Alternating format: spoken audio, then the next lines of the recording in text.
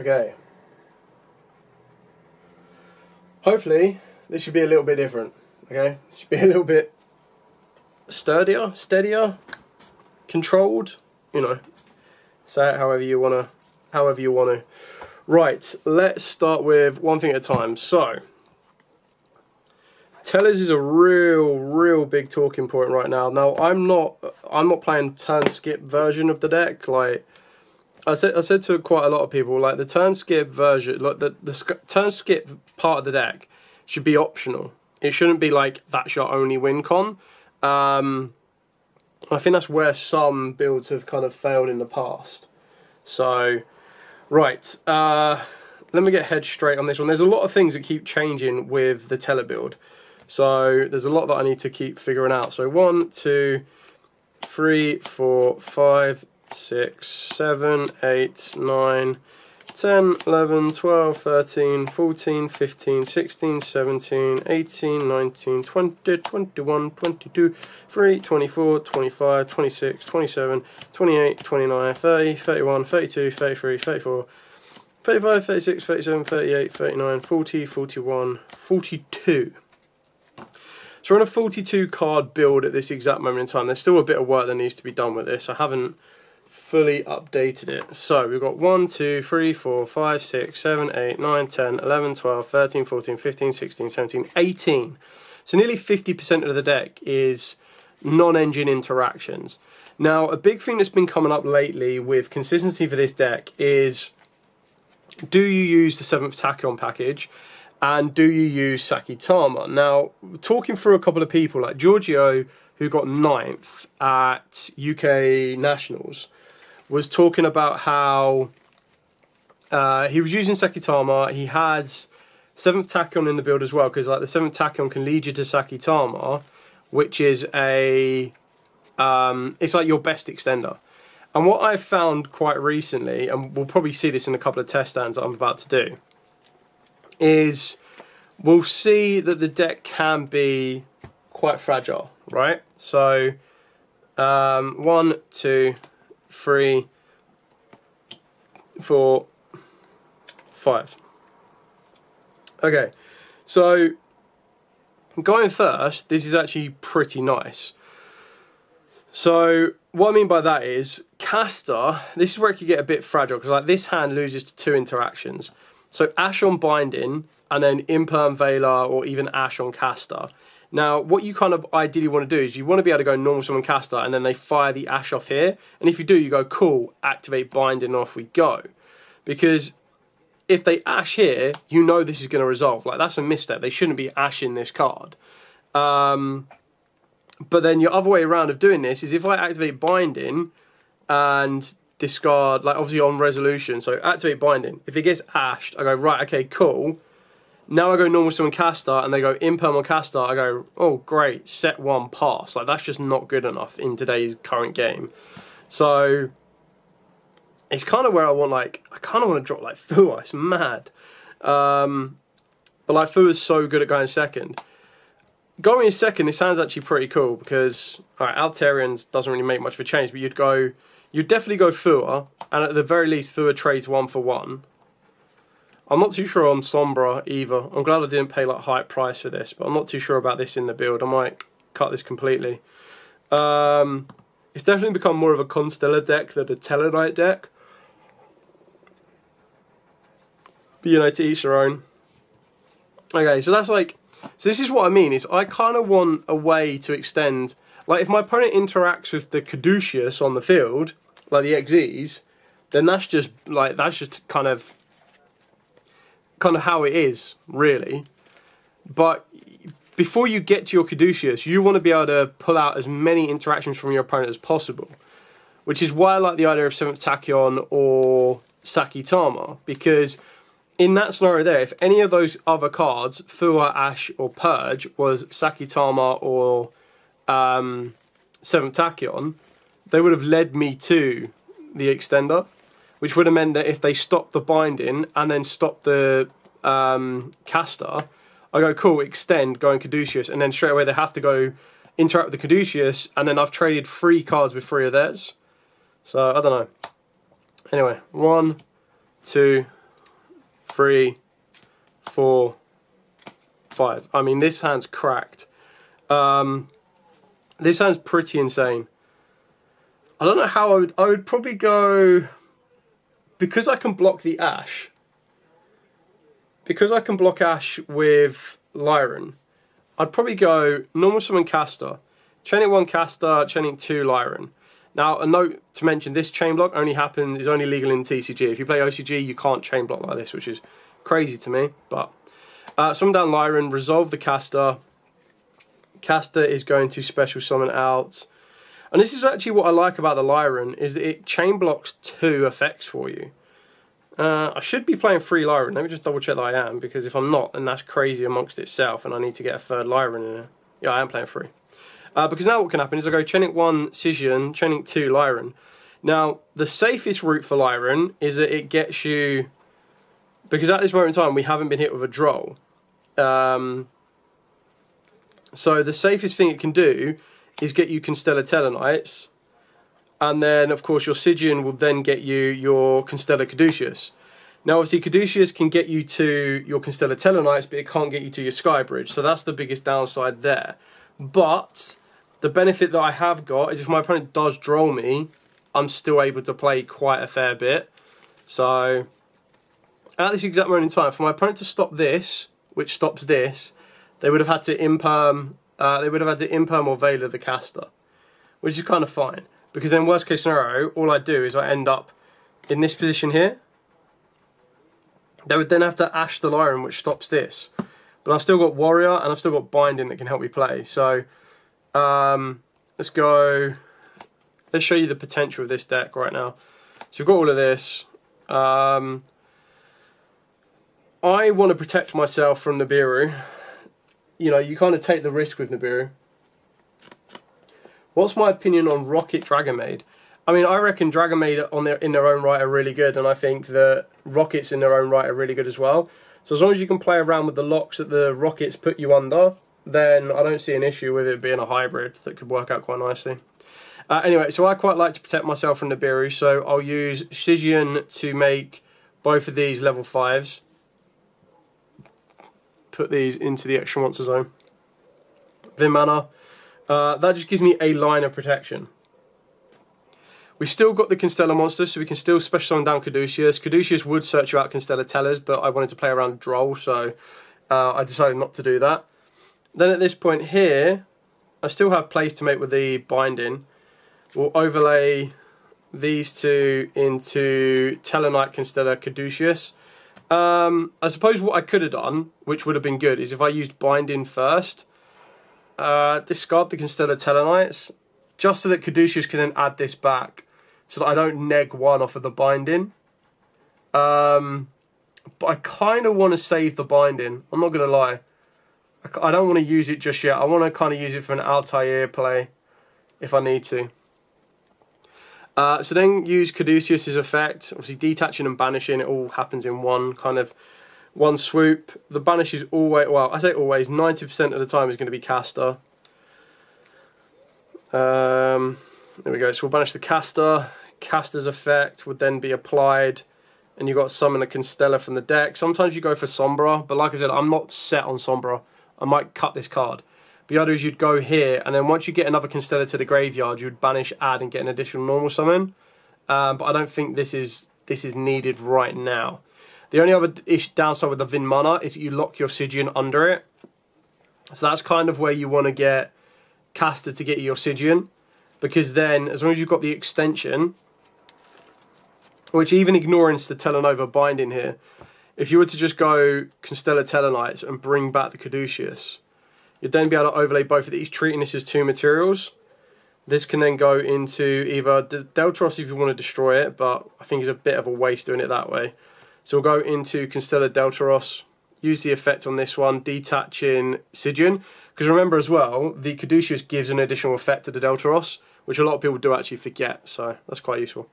Detaching this, adding a light, let's add... I mean, Sombra doesn't really do anything right now until we get more materials to the graveyard, which, as this currently sets up, I'm not expecting to do that. So I mean, Unokalai can send one, so we'll go Unokalai. Use Unokalai's effect. We'll send Alterion from deck to grave. There we go. I suppose we didn't mind having Deltaros in the graveyard actually, because then you get to bring it back, but it's not that big of an issue either way. It's kind of where I'm also contemplating playing like one link monster, that when I don't Xyz lock myself, I'll be fine. But you could then rank one of these up, so we'll rank up into M7. So rank up into M7. That will trigger the Alterion to bring itself back from the graveyard. Then in this position here, you obviously get to add another rank 4 to the field. So this is where I kind of want to link, but I guess we don't need it actually. I guess we just use our Deltaros plus our Unokalai and go into Eclipse Twins. But then you need to get Eclipse Twins off the field.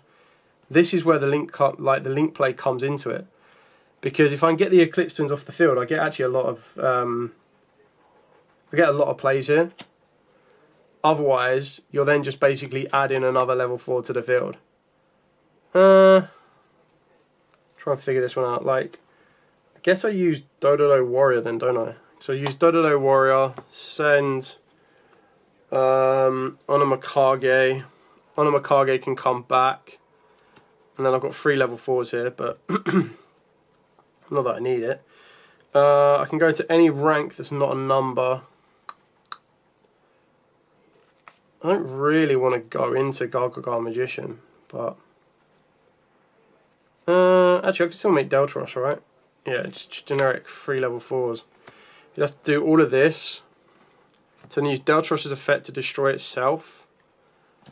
Deltaros's effect would summon from the deck. Probably go for Altair, right? So you go Altair. I could have destroyed my own Eclipse Twins actually and kept the Deltaros on the field. But I don't think that makes much of a difference. Altair would revive. It just gets us to the exact same position actually. It doesn't really do anything. So you just overlay both of these and you'd go Gargoyle Magician and then use the effect revive Deltaros. But then this is all completely pointless because then you could then overlay both of these into F0 and then Draco Future. But obviously remembering, pretty sure the materials don't carry on, do they? At the end of the damage save, it's called 2x is the same, and it doesn't carry the materials across. So you would make this, and in doing so, these would fall off, which would trigger your Constellar Deltaros to bring back your caster, and then you'd be able to rank this up on top here. But then these two are just J-chilling, not doing anything. Like, I could make another rank, but that's just not really worth it. So then you'd put all 3 of these together into this. I mean, not that it's not worth it. If you were able to make another rank, it wouldn't be that bad. Just because you'd have materials to detach other stuff.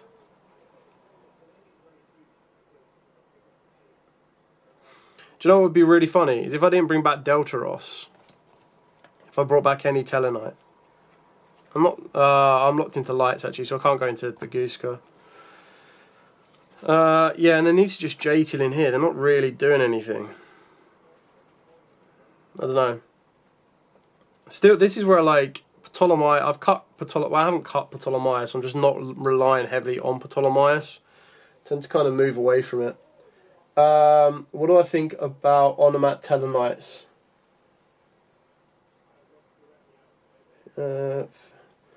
I mean, you're kind of part way there. I have seen builds that play the Onomats a lot more, like a lot more of the Onomats. I think they play like Gloves and Coat. I don't think it makes much of a difference, really. I mean, the Tellers could be a really good supporting package, I guess, for the Onomats, but then the Onomats can be a really good supporting package for the Tellers in general as well. So, I'm still trying to get my head around, like with Tellers right now, I'm kind of split in so many different directions. Like I know I don't want to do the turn skip, but I'm like, do I want Ptolemaeus to work myself into Nova and Infinity? Because that's actually really good. Like getting that Omnigate on the field can be really useful. But then I'm like, do I want a Link monster so that I can still do the Deltaros Link combo? Am I wasting resource if I use Deltaros just to pop itself? So there's so many little kind of questions that I'm asking myself on this one. So, ooh, okay. This is interesting.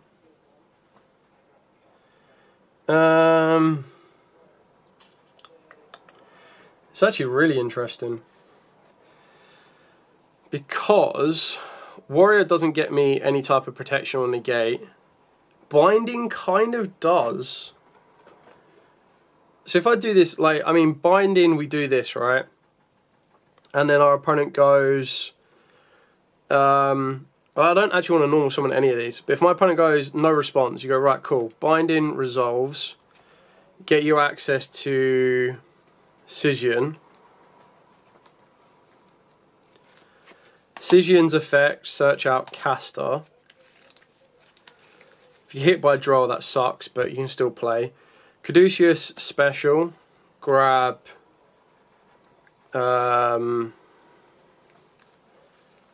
Constellar Tellers.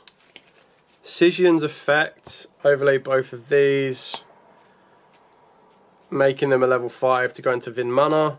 That gives you your line of protection. But then as soon as you go normal summon Caster, like the only thing that's going to hit this that they don't use previously on these other cards is probably Imperm. But you know, she'd use Caster. Caster would then special. What is Caster special at this point though, I guess? Maybe Altarian? Don't need to go too wild here. If we overlay both of those into Teleconstellar. Teleconstellar would then add back Lyran, use the effect, apply Caster. Caster would apply, giving you access to... has to be a Constellar. Maybe a second Stygian. Because then what you can do is you can use the effect of the Altarian in the graveyard to bring itself back. Overlay both of these using the effect to make it 2. Go into the Deltaros. Deltaros effect, detach to grab. Which we will grab... This is where this needs to be up in the extra monster zone. Because then in theory what I would do is I'd go grab Altair, and then you go, cool, normal summon off of the back of your Deltaros would be Altair. Chain Link 1 will be Altair, Chain Link 2 will be Lyran. Summon, revive this guy. Effect of Lyran, search out Skybridge. I haven't even used Constellar Tellarknights yet. So search out Skybridge. This is where like Ptolemaeus into Infinity works so much better, because then I'll just go, cool, overlay, overlay, overlay. Like what else would you go into here? Like there's nothing else you could get to the graveyard that's worthwhile. So you'd overlay all 3 of these, and this is where you'd go Ptolemaeus, and then use Ptolemaeus' effect, go into Nova, and then rank up into Infinity. And then I can still, apart from getting an Xyz to the graveyard, which is where I kind of want the Link monster to happen, or I want to be able to rank up into a monster that does an effect that's useful for me. I just think that Diamond's really good. Like you'd probably, the issue with Diamond is to go into Diamond during your first turn, you have to do it by utilising the Constellar Tellarknights to rank up to bypass the main phase 2. So then the best thing you can do there is you go Ptolemy, and then you'd have to go into Diamond, which is fine because you'd still get the spell negate. It just then gives you that dark negate rather than the target shuffle with your Ptolemy Omega. So I don't actually hate the idea of going Infinity to absorb the Deltaros. Because I mean, yeah, all right, it puts targeting to be a like target. You can now be targeted, but you do also have the Deltaros as material. So if Infinity leaves, you get the caster to bring it back. This floats to the graveyard, and then obviously I'd still be able to go Constellar Teller to bring one back, and I'd have Dodo Warrior. So I could get Deltaros. Deltaros would pop, but then I don't think it gets 2 level 4s to the field. I don't know. There's still so much to what like. The way I like to play it, I would like the Infinity package over the Utopia package. But then through testing, there's been a lot of times where I'm like, oh, actually, Utopia package does come up quite a few times as well. So I don't know. It's a real weird one. So I think my current 15 are 1, 2, 3. I still don't know about this. 4. I don't know about this either. 5. Exton's just that safety net, isn't it? So you'd go these, and this. And then these are questionable. And then, I mean, that's a no-brainer, kind of a no-brainer, right? So you've got 2, 4, 6, 8, 10. 10 that are set in stone. And it's the final 5 that are questionable. Because the way that I see it, this is another option. But it doesn't really give you enough to justify its usage. So the other option would be 1, 2, 3, 4. But then I've got 1 space left over. And like Eclipse Twins would be the only other one I'd consider. Because then you would basically look at using Deltaros and Eclipse Twins. The Eclipse Twins just lets you recycle one of your XZs, which isn't bad, but it's like, is it worth it? Like, I might as well at that point play this. Because then the exact same time where you would use 2 level 4s to make F0, you can make Zexu instead. So then you'd basically reduce this package from 3 cast to 2. But then this one doesn't really give you enough. It just gives, it gains a bit of an attack, which isn't bad. But it also means your opponent cannot target other cards on the field with card effects, which is kind of nice. When I activate a card or effect on the field, detach material, take control of 1 monster your opponent controls, which again is quite nice. But at least with the, it doesn't negate. Whereas with the Draco Future, detach, negate, and then if it's a monster is on the field, you gain control of it. So, also can't be destroyed by battle or card effect, which is quite useful. Once per turn, when your opponent activates a monster effect, quick effect, it doesn't need to be on the field. Just detach it, and then if that monster is on the field, you take control of it. So, I don't know. I don't know. There is no need to fill in a Fiendsmith package in this deck. There really isn't. I mean, I get it, because you just go 2 level 4s, makes Exciton, Requiem, and off you go. But by the time you make your 2 4s, the only thing you're adding to that infield is a Desiree. I mean, the extra is tight as heck. Like, the extra is so tight as it is. Trying to fit more in would be absolutely great. I do need to build a side deck, actually, for one of my decks as well. So... right, that's kind of Tellers. I'm still trying to get my head around the dolls. Not like I don't know what dolls do, but more so like, how do I want to play it? Do I want to play a 50 card build? Which I don't mind, actually. Like, a 50 card doll build is not that bad. But you basically just turn it into a big gas deck. And I'll show you exactly what I mean here. It doesn't have... It just makes it awkward for your opponent. That's all it really does. It doesn't... Like, it still gets hit with certain interactions that could stop it dead. But I guess we'll see that with a couple of test stands, won't we? So, if we shuffle these up... Okay, so, 1, 2, 3, 4, 5. 6 would be kind of nice. Schisms, that doesn't help us. So, if we're going first with this hand... You can activate Lev Shaddoll, which is quite nice. Lev really kind of comes down to if you need a combo piece or not. I've already got the Void Unleashing, so I'm not going to be sending Infernal Evil. So usually the best thing you can send is an App Cologne. So you send the App Cologne, trigger App Cologne's effect. This is the first point in where your opponent can interact with you. Add a card. Let's add... I'm going to add Shaddoll Wendy. Discard a card, Squamata. Squamata's effect sends... where are you? Sends Grista. Grista's effect, just double check, does it banish its cost? I don't think it does. It's integrated by card effect, you can fusion summon, no, it triggers at that point. Yeah, so it triggers in the grave, so this could get ghost spelled, which could be pretty painful. Banish all three. Go into Mesh. Mesh we can pay 800 for to add a Void spell or a Shaddoll card. I think it's a Shaddoll spell actually. So we'll grab Shaddoll Fusion, or L Shaddoll Fusion to be specific. There we go.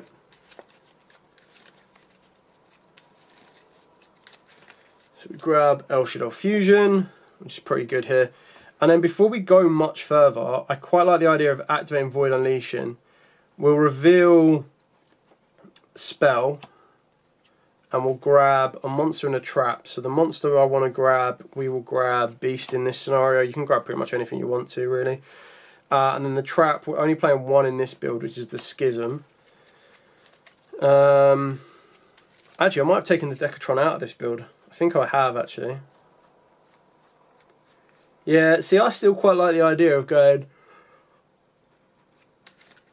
Ooh, banish the Void Unleashing, grab Decatron, and if I haven't normal summon, I just go normal summon Decatron. Like, I think that's really cool.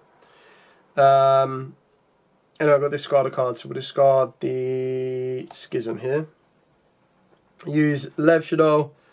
Oh, actually no, we won't. You can discard the Beast. Doesn't make much of a difference how you do this, really. Discard the Beast.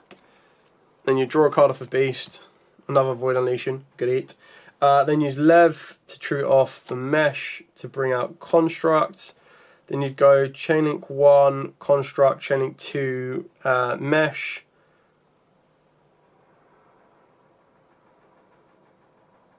And you can only bring back Beast. It just special summons it, doesn't it? So we'll bring back Beast in face up attack. Sorry, face up defense. Construct would send. Trying to think what we want to send here. We've gone Squamata, Hedgehog, or Dragon, I guess. Probably going to be Hedgehog. Yeah, send Hedgehog, add a Shaddoll monster. We'll grab Dragon for disruption during our opponent's turn, I guess. Then use El Shaddoll Fusion to fuse Wendy and Construct. This would then let you go into Shaddoll. This would then allow you to use Shaddoll and Construct. Construct would add back El Shaddoll Fusion. Shaddoll will special on one in face down defense position, which would be Aerial. You don't have to use this effect here, but what you do get during this turn is you'd be able to go Wendy Kuru, flip up Aerial, and then you'd ultimately end up getting a flip down Beast. So you reset Beast for during your opponent's turn, and then this lets you bring back one of your banished, which would have to be Squamata in this example. And then like you don't really need to push that much further. Like you've replenished everything you need to.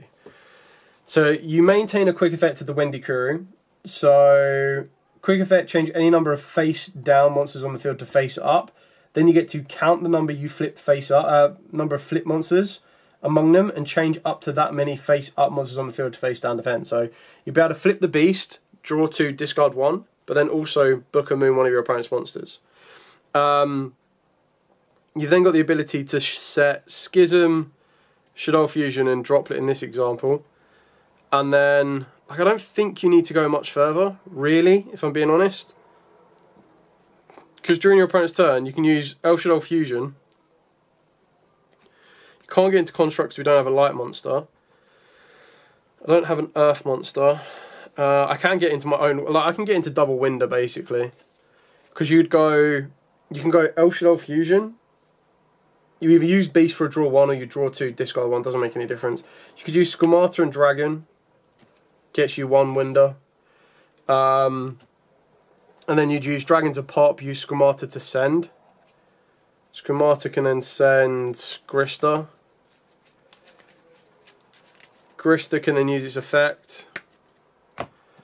Grista can banish itself and a Dark, which is 2 Shaddolls with different attributes. This would give you access to App Cologne, target a card on the field and negate its effects. And then we've got Schism, which will give us another Winder. So you'd have a book, you'd have double Winder, you'd have a negate, you've got draw 2, ditch 1. So I mean it's quite effective. You still got your Lev Shaddoll as well. So there are still pieces that I need to kind of figure out on this. I'll tell you what I am going to need to do. I am going to need to re-sleeve the extra deck as well. I don't like these sleeves peeling. So let me see if I can find the rest. I'll re-sleeve these. Some builds don't play 2 App Cologne. I understand why, but I also don't understand why in the exact same sentence, if that makes sense.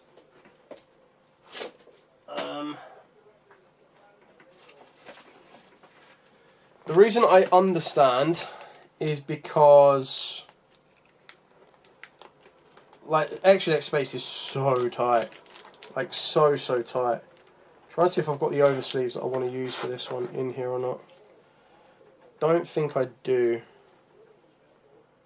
At least I don't think I've got 15 of them. They'll probably be on a different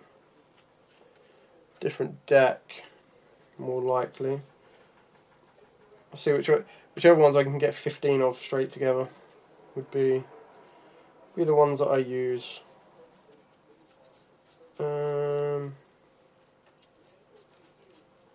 Whoops. Okay. I did want to use the dark ones, because then you get you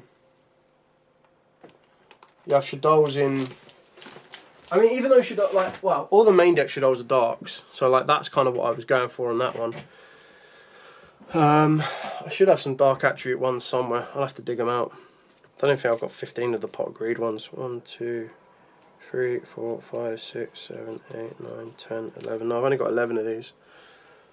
How much do you reckon Red MD will be in ulti for the tournament pack?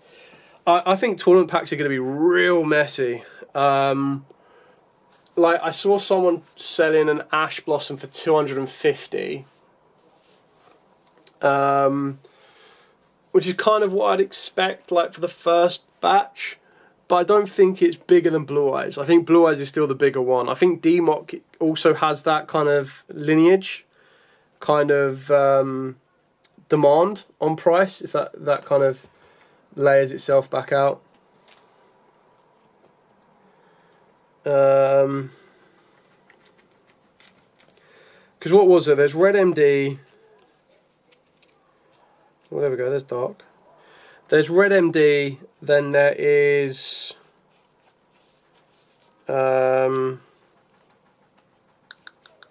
Ash. D-Mock. I mean, there's a lot of options, and at the end of the day, like, I reckon there'll be a lot in rotation. So I think right now the prices are crazy high because there's not a lot in rotation. But then I saw today on the Italian stream that they were giving out OTS packs on there. They had like a roulette wheel, and you span the roulette wheel, and if it landed on a particular number, you got one of the new tournament packs. So that's actually like really good for them as well, because that could have only helped, right? Let's see what sleeves fit the best. Pot ones are kind of tight. So they're quite cozy. I think these are all the same brand anyway, so I'd expect them to all be as cozy as each other. A little bit more on the light and dark ones. There's the pot ones. I'll let you guys decide which one you think are the better oversleeves for Shaddolls. I'll zoom the camera in a second as well so you can see. What ones should Shaddoll have? Got light and darkness, you've got dark, and then you've got pot sleeves. Oh, there we go. So Fallen Virtuous. Oh yeah, Fallen Virtuous will be quite high. But the thing with Fallen Virtuous, I think it's gonna get hit. I think the Fallen Virtuous will end up on the next list. Is my gut feeling. Which I know it sounds crazy, but I mean Medius is kind of like that art type vibe, isn't it? Which I think is pretty good. I like the Medius. And then this is going to come down to, like, you know, the age old, what's better, Starlight or Ulti. So I don't know. It's going to be a very, very interesting one. That's for sure.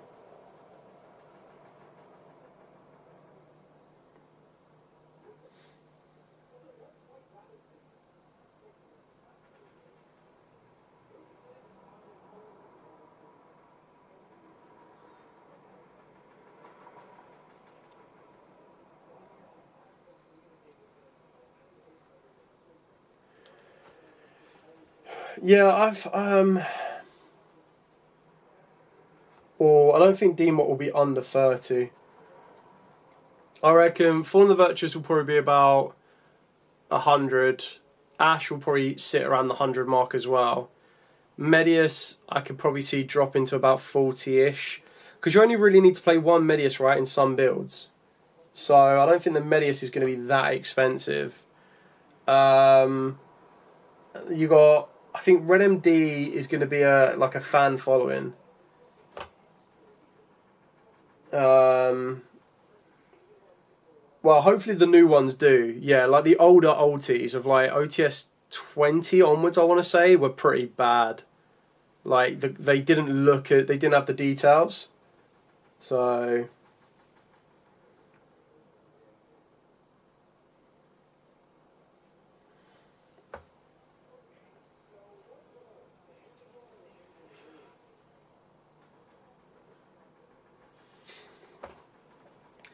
yeah, that was my thought on the dark sleeves as well. That's kind of why, and I like the idea that Shaddolls would be in dark and Tellers are in lights.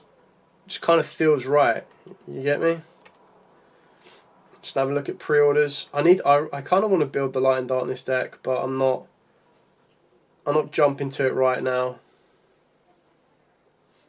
I did buy a playset of Pot of Sloth because they went up like a crazy good price, and I was like, I'd be insane not to buy it at that price.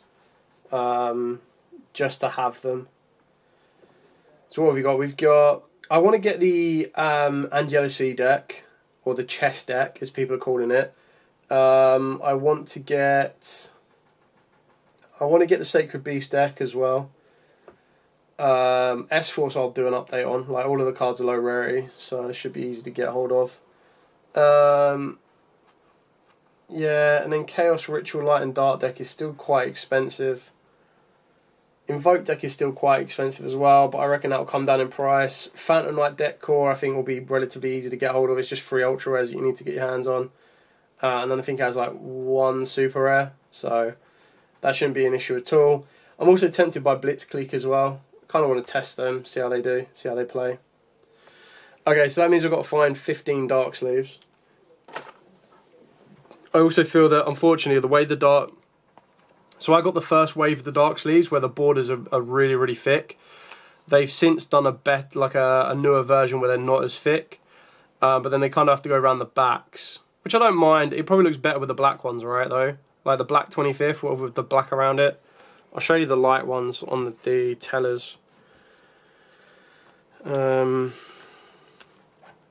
at the moment I've put the light ones on the front. That's not the Teller sleeve. Doy. There you go, that's the Teller sleeve. So that's the light one. I think the yellow looked good on the black though, wouldn't it? Like if I do it I think it just kind of looks better on the back than it does on the front. So that, yeah, see, so the light ones are the second wave. So you can see how the icon is bigger here and smaller here. So these are the newer ones where they're not as disruptive to the artworks and the card text. These are the newer ones where they're a little bit closer to the edges. You can kind of see with like the gold border of the 25th. So yeah, maybe they need to go on the back. I don't think they'll work on the front. At least it keeps the front clean as well, so you can see the card. And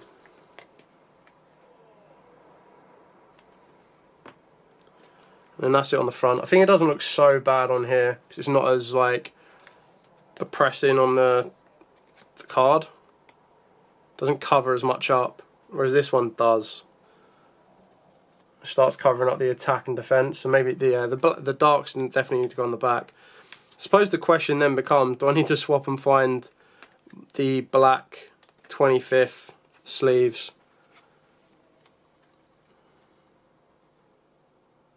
Or do I keep it with the red? I do quite like the idea of red, but I mean I can very easily just swap my Tellars. Give Tellars the red. Which I don't mind the red actually. Red kind of looks cool. Stick with the red. Let's keep it easy.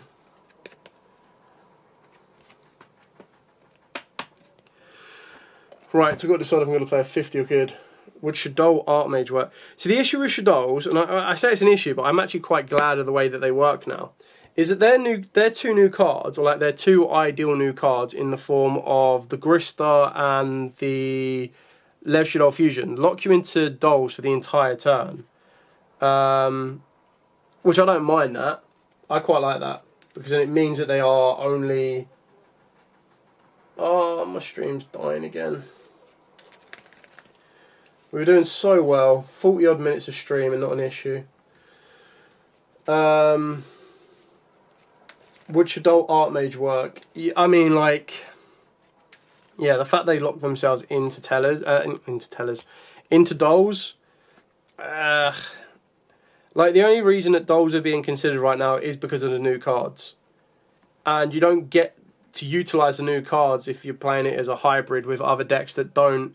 Like, the decks need to not want to go into the extra deck. That's where it kind of gets a bit awkward. And then the other question is, how good is the new ritual spell? I mean, new ritual spell is kind of cracked, but like the deck itself in general is actually pretty good. Okay, I'm not going to sleeve up on camera, I'll sleeve up off camera. But at least I know I've got to find the dark sleeves now. Rawr. And then I've still got to fine tune the deck. Where is, let me find the other cards, here we go. So here's the other package that I've been considering putting it in, but if I put these in it makes it a 45 card deck. But then I'm like, I'll push it to 50, and when I push it to 50, just trying to find the correct sleeves that I need. When I push it to 50,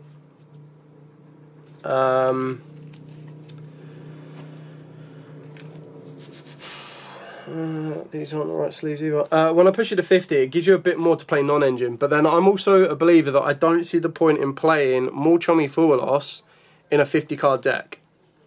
Like, it's a little bit different for Tellars, not Tellars, sorry, Dolls, because technically Dolls can use Fua as fusion material for the Wendy Kuru. But I don't want to, I don't like that, I'm not doing it that way. I'm not like playing it because I can do that.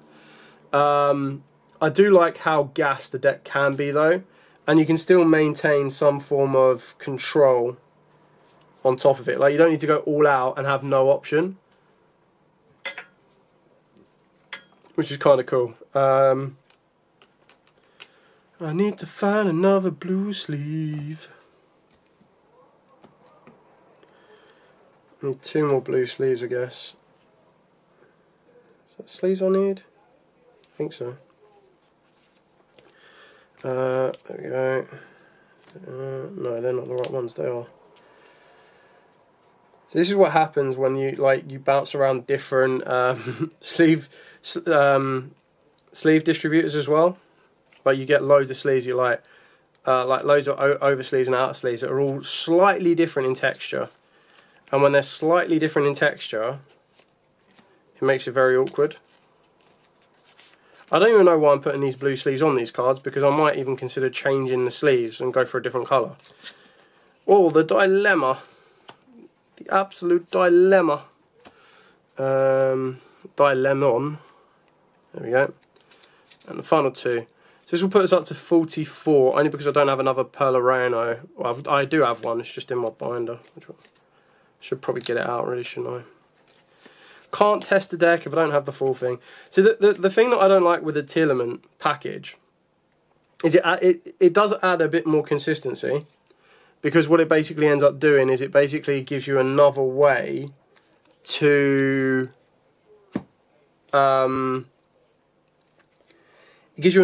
fuse. But the issue is the only fusion targets that you can actively fuse into off of the back of the Tearlaments is Winder, which is fine, and the Mesh, because the Tearlaments have to use themselves. So the only ones that the Tearlaments can actually actively make are those two monsters.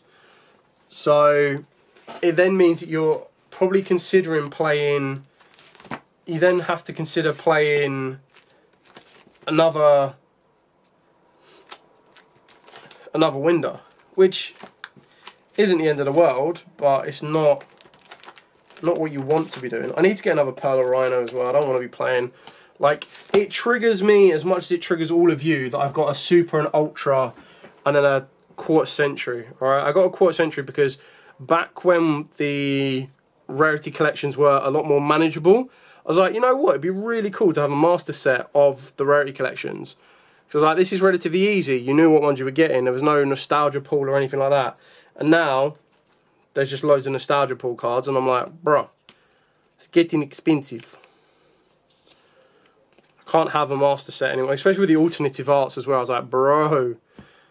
Like, the reason that it made these so manageable is like, well, if you wanted a Quarter Century rare, it was a little bit cheaper to get. I'm like, no. Anyway, I digress.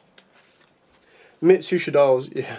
Feel like pushing to 50 hurts because you want to see a fusion spell with your Shaddoll monsters. I used different coloured sleeves too, but I got tired of swapping them around. Yeah, I tried to go through a phase where I was like, you know what, all of my decks will be in the same colour. And then, the issue with that is, the one benefit I get is when I'm trying to bounce around different decks, or when I'm trying to find different pieces, or maybe I've left a staple in a different deck, I remember that they're in a different colour, and I can track them down a lot easier. So, I don't know. In regards to the 50 card, you do want to see a spell, but the fact of the matter is you've got the cards you're adding to the deck to make it 50 are more cards that will excavate you Shaddoll monsters, or more cards that will perform you a fusion summon. So in this build, to make it 50, it plays 5 branded cards in the form of 3 Branding High Spirits. Well, it probably plays a bit more than that. So you play 3 Branding High Spirits, 1 to 2 Cartasia, 1 to 2 Fusion Deployment, and then 1 to 2, 1 Albion the Shrouded Dragon, right? And on the other side of that, you play about 6 Tearlament monsters, or 6 Tearlament cards. 3 being the Pelarino, which has a nice disruption effect while also making your fusion monsters a bit stronger, so it makes it quite awkward for them to deal with. But then it also gives you a Chiron, which doesn't need you to use your normal summon. You're not focused on your normal summon, so you can utilise Merly as well. And the benefit of not needing to utilise your normal summon is it means you can main deck or side deck cards like Lava Golem, which I think is really cool. So, yeah, I think like you can get away with a 50 card build of the deck. You just need to have the right cards, because you don't really want to see any of your Shaddoll monsters. Like maybe one Shaddoll monster is fine. So, reveal one monster in your hand. Send a level 8 fusion monster from your extra deck to the graveyard with the same type. So I don't. This isn't that effective then, is it? Because I now need to send at level 8. Actually, no, it's not that bad. Because I can get rid of 2, 4, 6, 8. So an 8 would be the Grand Grignol, Constructive is a Fairy. And then, oh, I know the other 8. You play, there's a Gem Knight monster, which I swear I have. And I'll be annoyed if I don't have it, because then it kind of deters my plan a little bit. But basically, it's a vanilla Gem Knight monster. that is basically a level 8. But because it's a rock monster, it lets you get Grista. Or it lets you reveal Grista in the hand. And then that leads you. I bet I'm going to have every Gem Knight monster apart from that one. And I know exactly who's going to have that Gem Knight monster as well. But I could have mixed it up with... I could have mixed it up with one of the hero monsters.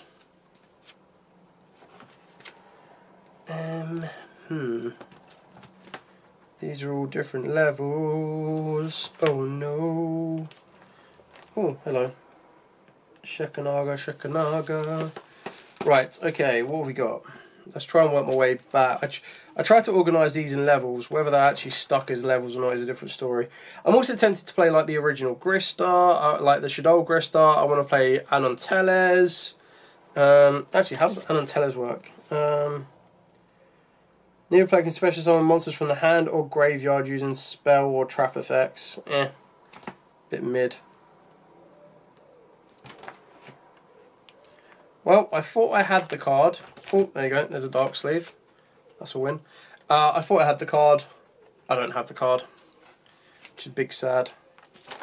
Big, big sad. Probably traded it off, actually. Which sounds exactly what something I would do. Okay, maybe I don't play the Brandon High Spirits package then. Well, not having that one Grist is going to hurt me, but...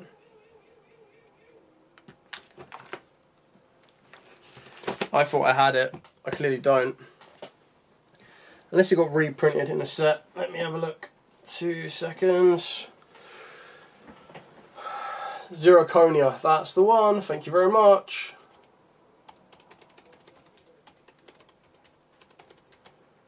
Did it get reprinted? I bet it didn't, or did it? Oh, it did. Battles of Legends. Monsters Mayhem. Which was last year. I didn't buy many of that. Someone's probably got it somewhere. Whatever.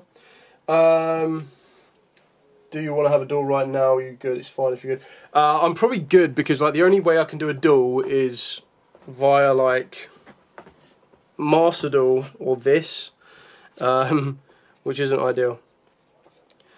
Anyway, let's carry on this. So you'd reveal one monster in your hand, which will be the Hedgehog. Send a level 8 fusion monster from your extra deck to the graveyard with the same Titan 2500, which would be the Grand Grignol. Discard the reveal monster, and if you do, add Fawn of Albaz or a monster that mentions it. So if you want to draw, you go for the Albion, the Shrouded Dragon. If you want the fusion play, you'd go for Blazing Cartasia. Discard the Hedgehog. Hedgehog's effect will trigger. This will allow you to grab a Shaddoll monster. So we will grab a Squamata.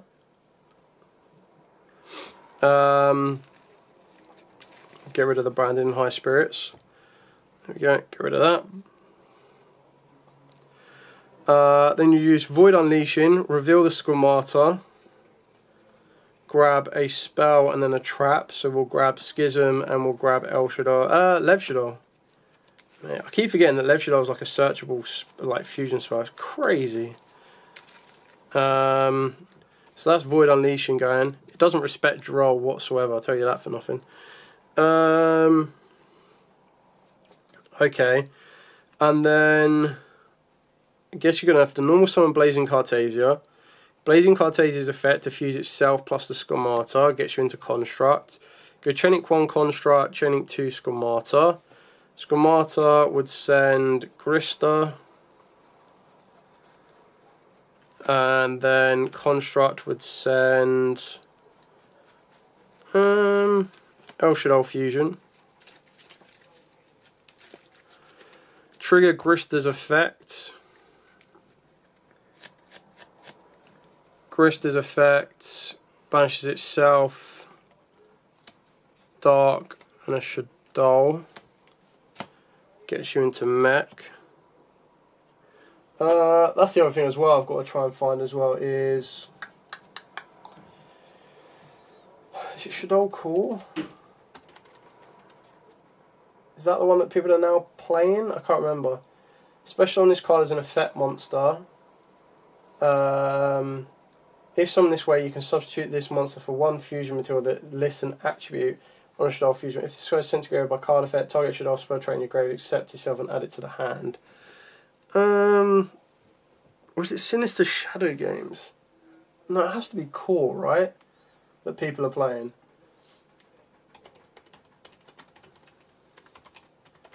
Pretty sure Sinister Shadow Games was like the book card, wasn't it? Wow, how has that got a quarter century rare? Send a Shaddoll card from the deck to grave, then change any number of face-down defensive and Shaddoll monster control face. Yeah, that's not really needed right now, is it? Let me just get my charger and I'll carry this on.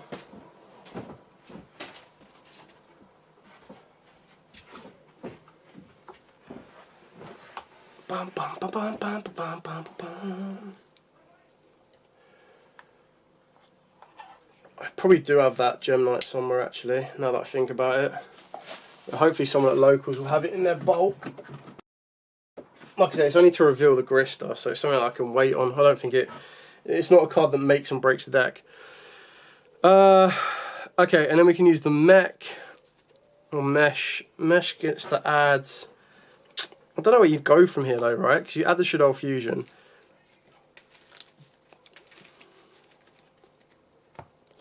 Then I guess you activate the Lev. Lev sends.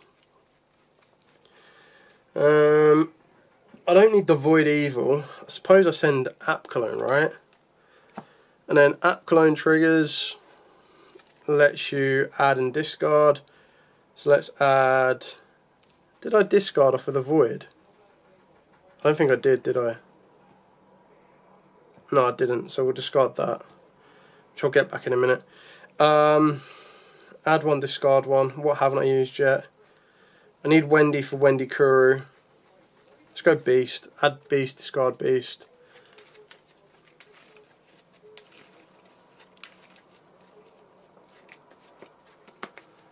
Draw one off of Beast.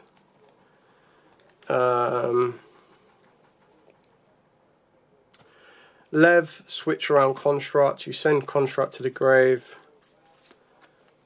Summon out Construct. Chaining 1, Chaining 2. We'd get back El Shaddoll Fusion. We'll send. I think this is kind of where it gets a bit like, what else am I supposed to send? I've already sent Squamata. I've already sent Grista. I don't want to send Dragon. There's no need in me sending Dragon. Where's Ariel? I don't need to send Ariel. Like, it's just nothing that I need to send now, right? Whatever I send, it's just cards that I get to add back from the graveyard. So I could go in for Shek. That would be pretty funny. Activate this. Use these. Go into Shek. Construct effect. Lets you add back. Schism. Actually, I don't know why I use this. I didn't need to use this. I could have used Shaddoll Fusion. Yes, we'll do it that way. I mean, at this point, I'm kind of happy where I am, right? Like, there's nothing I need to. Don't need to do anything. Just go end phase. Cartasia comes back to. Oh, sorry. Set free. End phase. Cartasia comes back to the hand, and then as it currently stands, I would have liked to get the Wendy Kuru, which I probably could have got actually. But as this currently stands, I've got Shek that can Squamata.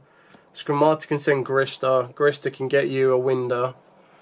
And then, like, the other benefit of having the Telements is it does let you recycle some of your Shaddoll monsters.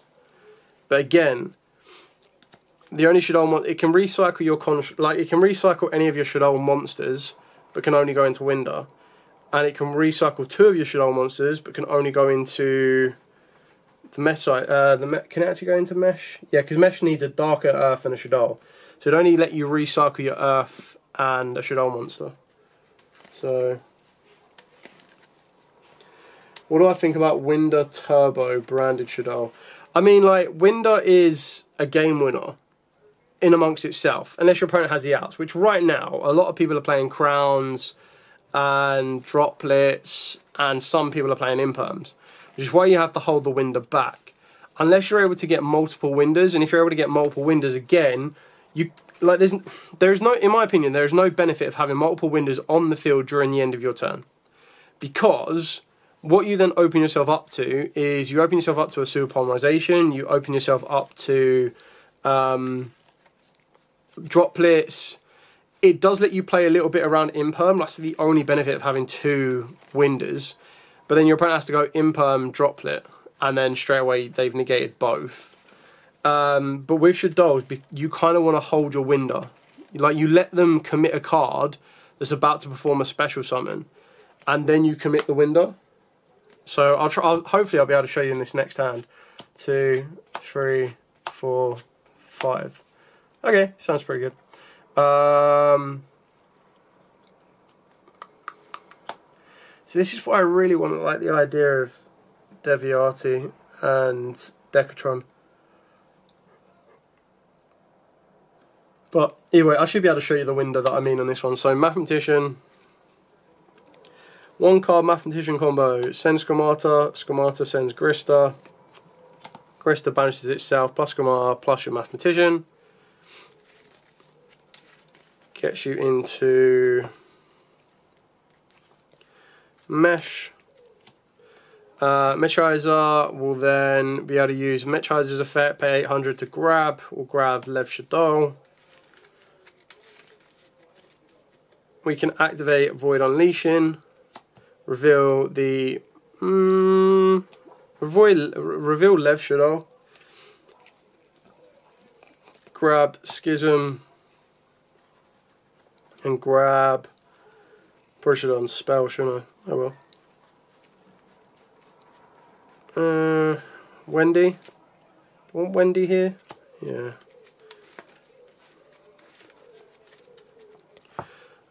Send Schism. Then we can use Lev Shaddoll. Lev Shaddoll sends. Lev Shaddoll sends. App Clone. App Clone, add and discard. We'll add Beast. No, sorry, we won't. We'll add El Shaddoll Fusion. Discard Dragon, I guess. I don't need to discard Dragon. I don't think Foolish Barrel is needed in here. No, I'd say the bat actually. Foolish Barrel could be quite good here. Let's discard Dragon. I don't know what else I need to send. I really don't think I do. It's the weird thing about it. So I can now go El Shaddoll Fusion, Wendy and Mech, gets you into Wendy Kuru. Mech specials, Wendy specials. So Mech will special Dragon. Wendy will special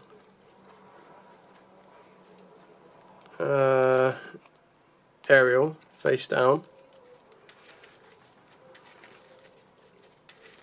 I can use Wendy Kuru to do this. Ariel will then bring back Grista.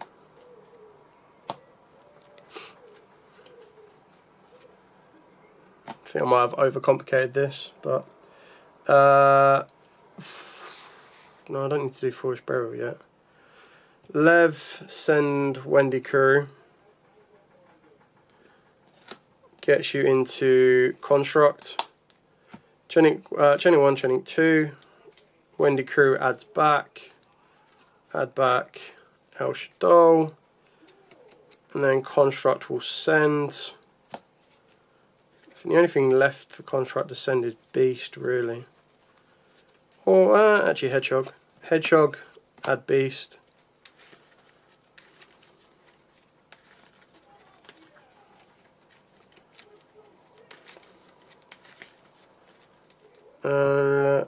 Foolish Burial, send any of your Tillement.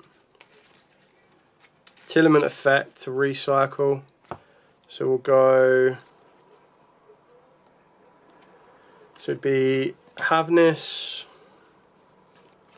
Mech, And what do I need? So if that's a Shaddoll, that can be the Earth.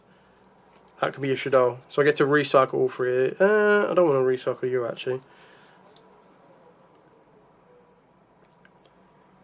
My Shaddoll monster. Let's recycle Apcolone.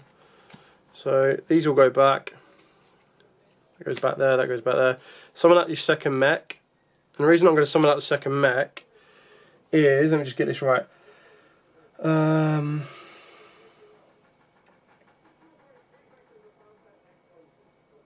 why Shaddoll's not hard once per turns? Effect, pay 800, add a Shaddoll spell, grab Shaddoll Fusion. And then we'll link both of these together. Go into constructs, trigger the effects, mech will bring back Wendy Kuru, construct will add back Schism. I mean, technically I've got ways to fuse now anyway. Effect to fuse, use itself and a dark. So you can either use the dragon on the field. I kind of want to leave the dragon on the field, so we'll use that plus beast. This is your first window. Beast effect, draw 1. Forged barrels shouldn't be on the field anymore. I've done like way too much. Like you don't need to do as much as I've just done here, but and then draw for turn. Not draw for turn. Sorry, draw 1 card. So if I wanted to, I could make another window, right? So you'd have 2 windows. But honestly, I don't see the point in doing that, because I've got Schism which gets me another window anyway. And the way that I see this is ignoring, like this we've guaranteed, right? We've also guaranteed this, so ignore the Forbidden Droplet and everything else we have. But during our opponent's turn, right, let's say they go Droplet, they're going to have to negate this and this, because these are going to be the most effective cards. They're the only ones doing anything right now. You go, right, okay, cool, El Shaddoll Fusion. Fuse my own window with my own dragon, or anything else, like fuse my 2 negated, gets me into another window.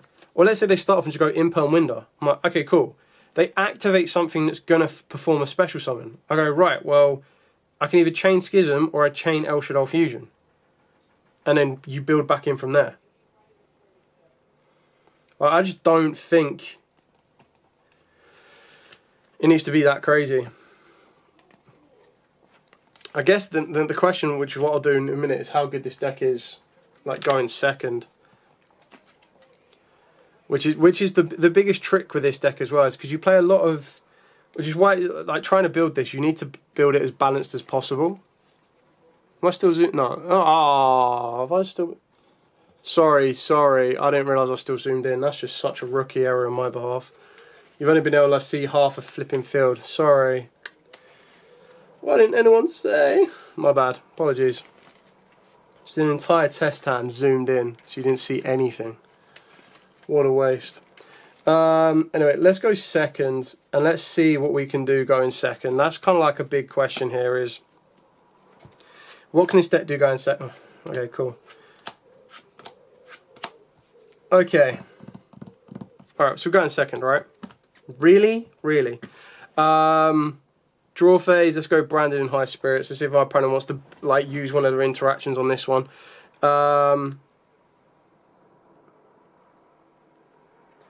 So reveal Squamata, has to send the Grand Grignol, and then they've got to interact to this point, and if they do, it's not the end of the world, because there's still loads more that I can do. So let's say they interact, they negate this, right? I've then got, if my opponent's got something on the field that's so damaging, I would go set 1, activate Super Poly, activate this, Super Poly this with their monster. Now if there's monsters of light, happy days, that's Construct, right? If it's an Earth and a Dark, even better. Chaining 1, Chaining 2, Squamata. Squamata sends Krista. Construct sends Dragon, I guess, because we're going second. New chain. Do Chaining 1, Grista, Chaining 2, Dragon.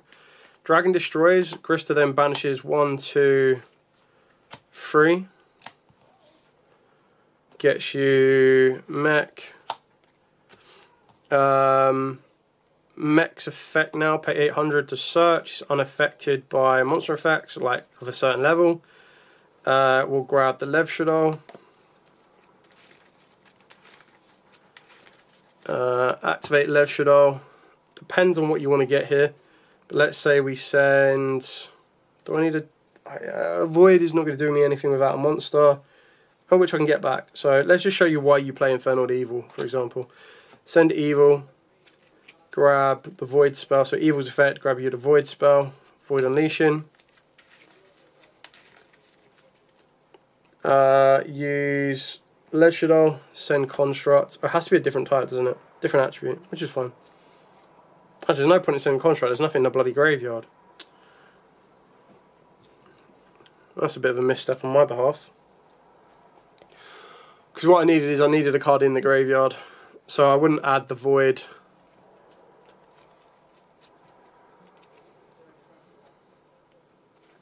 What would I add? No, let's add the Void. Just got to make it worthwhile of getting 2 cards in the graveyard, basically. I guess we just go Lev, get rid of the mesh, and go into second construct. Construct effect to send. Construct will send cards that I haven't used yet. So I've already used Dragon, I've used Schemata. So let's send Hedgehog. Hedgehog effect, grab Wendy. Void, reveal Wendy, grab a spell and a trap. Grab Shaddoll Fusion, because that's pretty broken, right? And we'll grab the trap card.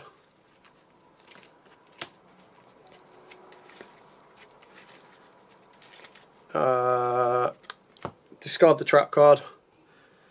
Activate Shaddoll Fusion, because cracked. Fuse using the deck.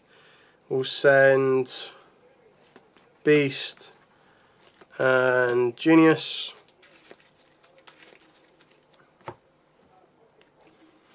Get us into check. Genius negate, Beast draw.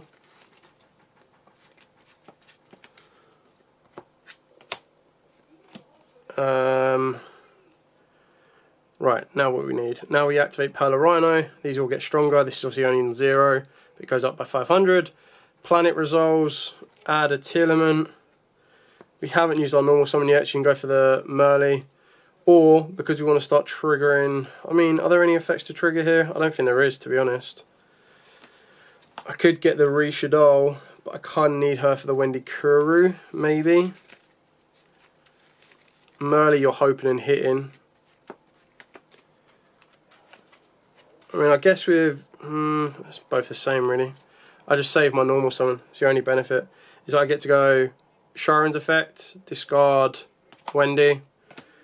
Top 3. 1, 2, 3. Not ideal. Wendy, special summons 1.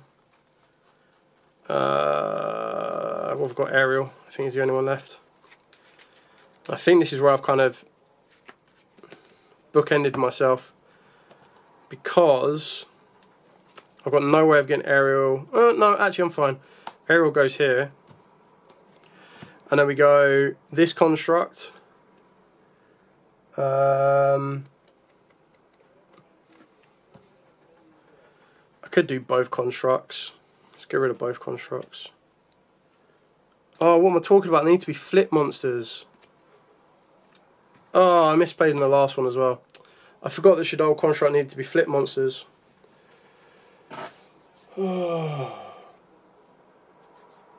If it makes you feel any better, I've played on stream for like 10 minutes with just face cam. Yeah, it does make me feel a little bit better, actually. Oh, why is reading so hard as a Yu-Gi-Oh player? How stupid is it? I never was the biggest fan of tiers when tiers were a thing, and I'm not the biggest fan of tiers now as like a fusion, like a sub-fusion engine in certain decks. Because it's all hit and miss. Like, it's just like, if you hit the good card, great. If you don't hit the good card, it sucks. It's like Light Swans. But at least when I play Light Swans, I play because of that factor. I'm like, I don't mind that. I'm feeling lucky today, we're going to do it that way. I'm not feeling lucky today, we're not going to do it that way. Like, it's just so hit and miss. Anyway. Alright, one more. We'll go second again. See how this one works. And then I've got to get my head around it all. I've got to try and change the build. Got to sort out my tellers if I want to consider those. 1, 2, 3, 4, 5, 6. Okay, pretty good hand. I don't want to shotgun this so early. There's really no point. It just gets it with Ash. If they've got an extra deck monster on the field, chances are their extra deck monster is a negator. Like, it just doesn't do enough. Okay, let's go normal summon Math. Math gets interacted with, so then let's go Planet. Planet gets interacted with. Lev Shaddoll.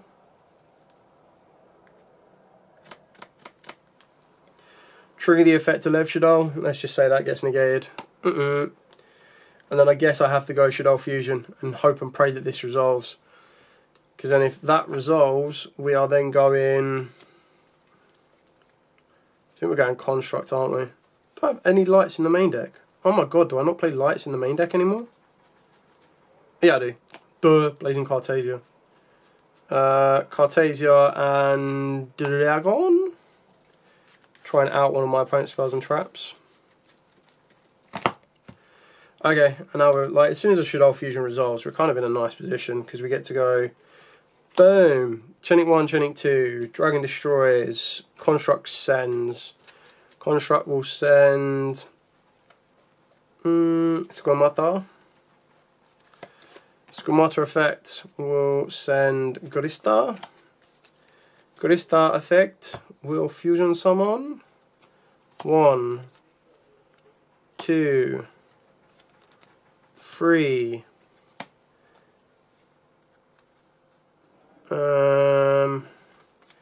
Match effect. Pay 800, grab a void.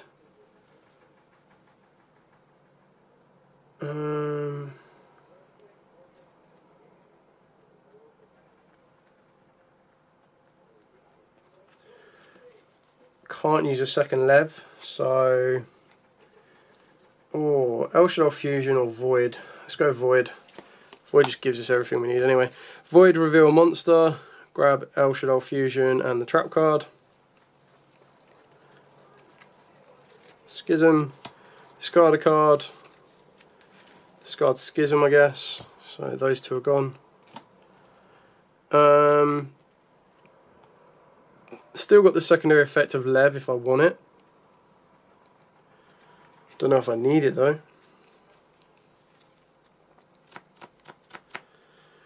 Have I got anything in the graveyard that's worth bringing back?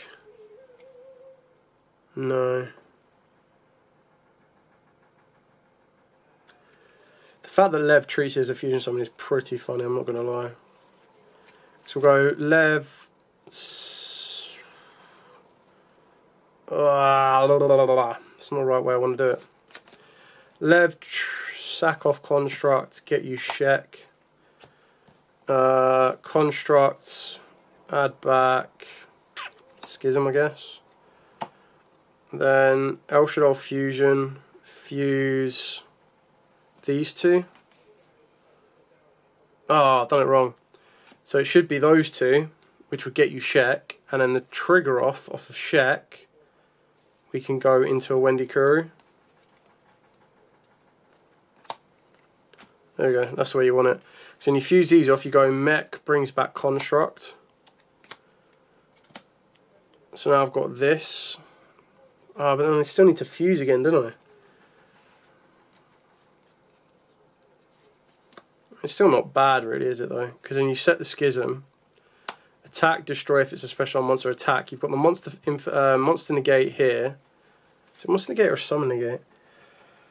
When a special monster adds, yeah, it's a monster effect negate. And then end phase Cartasia comes back. Pass, and then during your opponent's turn, you've got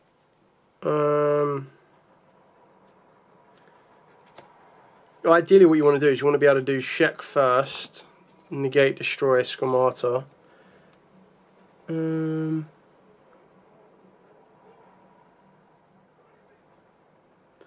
then schemata will send Wendy. Wendy will summon Ariel. And now Wendy Kuru's live. Let's double check this one.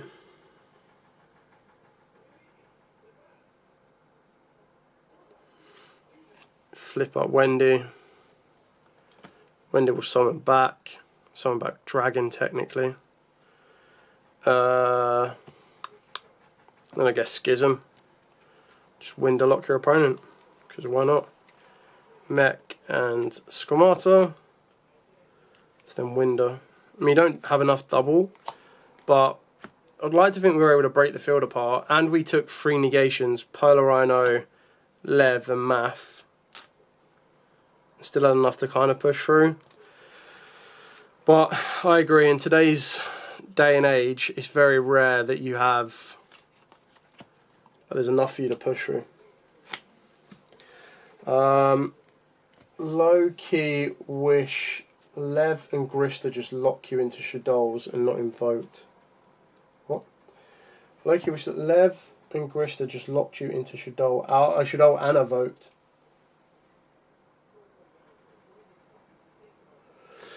Yeah, I mean that'll probably be a better way of doing it, but I fully understand. Right, let me see if I can find those dark sleeves anywhere.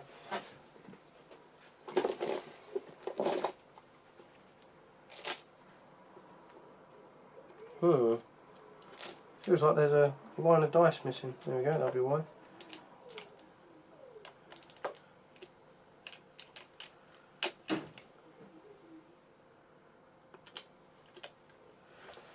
Oh, sorry, bear me 2 seconds. My whole dice box has decided to flip itself around a little bit.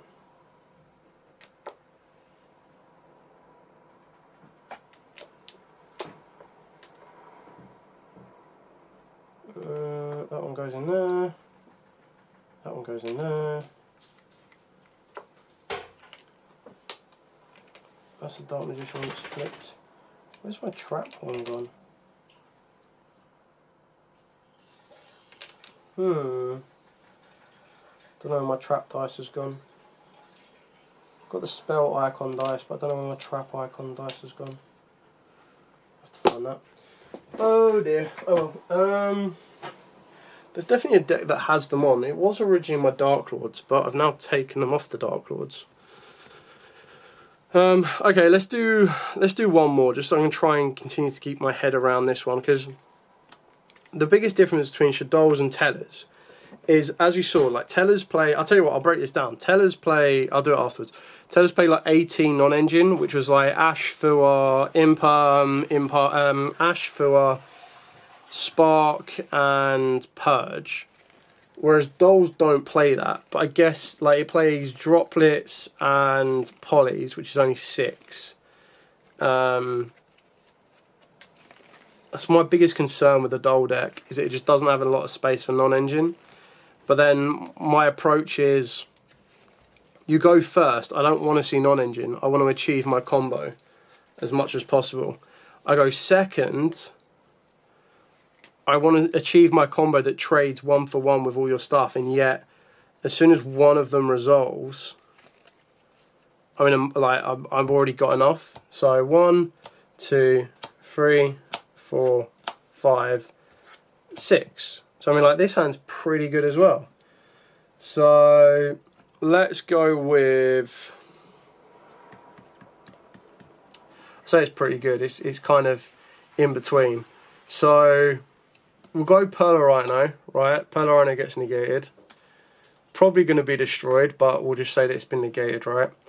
The only one that I need to resolve is Shaddoll Fusion. So I need to try and bait the Shaddoll Fusion out first. If they, and I suppose, so if they activate a monster effect on the field, like, they're not going to Ash this, right? Use the Havness in the hand.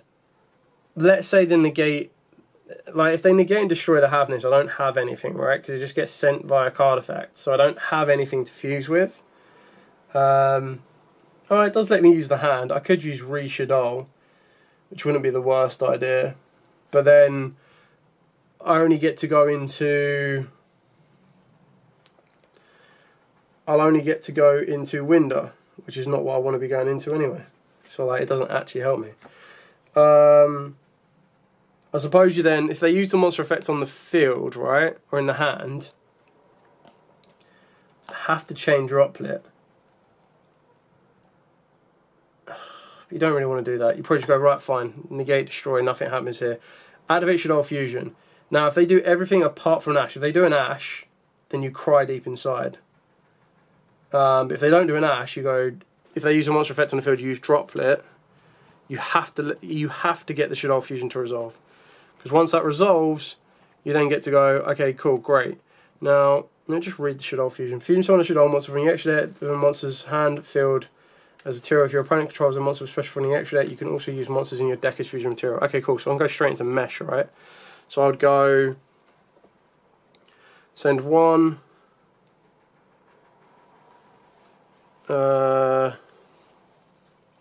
1, 2, 3. I don't even need to use Schemata, but I suppose I can chain block, right? Go straight into Mesh, and then we go Chenik 1 Grista, 2 Dragon, 3 Schemata. Or you put Dragon as 3, so you go 1, 2, 3. Dragon would destroy, Schemata would send, so Schemata will send Hedgehog. Grista would then banish to fuse. So with Grista,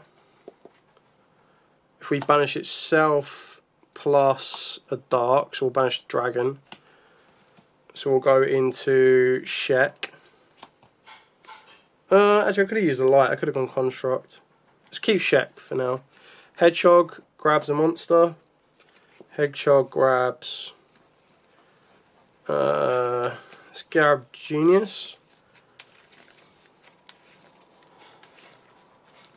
Then Mesh will grab us. I mean, I could use Void actually. Void wouldn't be the worst, but we won't use Void. We'll grab Lev. Activate Lev. Send from extra deck. So we'll send Natis because we're going second. So we'll send our entity.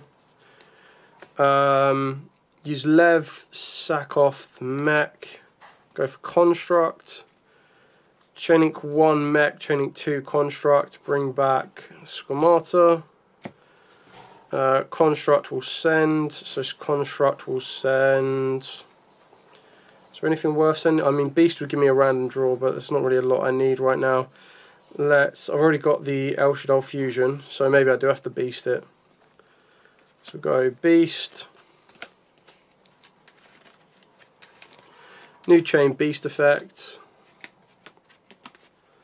That should draw one. Pretty good. I'll ignore this for now. We'll just go with what we know. Activate El Shaddoll Fusion. Fuse these two. Go into Wendy Kuru.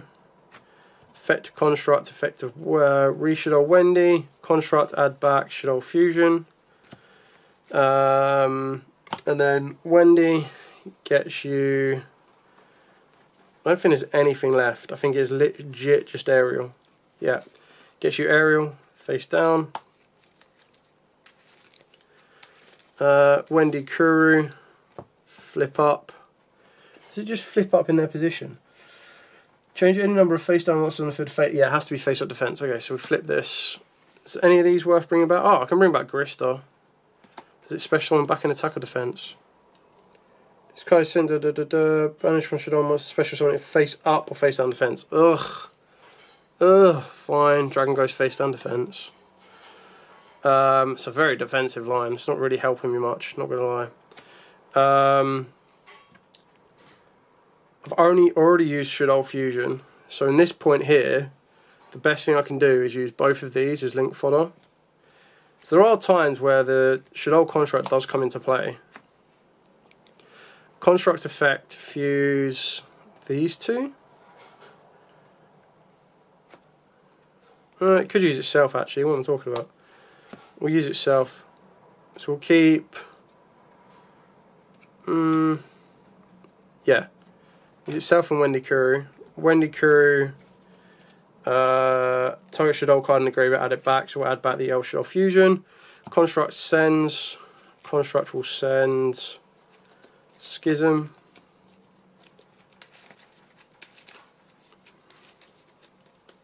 Still got the Shek play. So then I guess I'd go Shaddoll Fusion. I can't use Genius for anything. I don't actually think I can Shaddoll. Yeah, I could. I'm going to another construct. Third construct. Effective construct in the graveyard. Add back Schism. Tac. Set 1. That's in graveyard. Oh, actually, it would have been better to add this back, right? Because then you set this during your opponent's turn.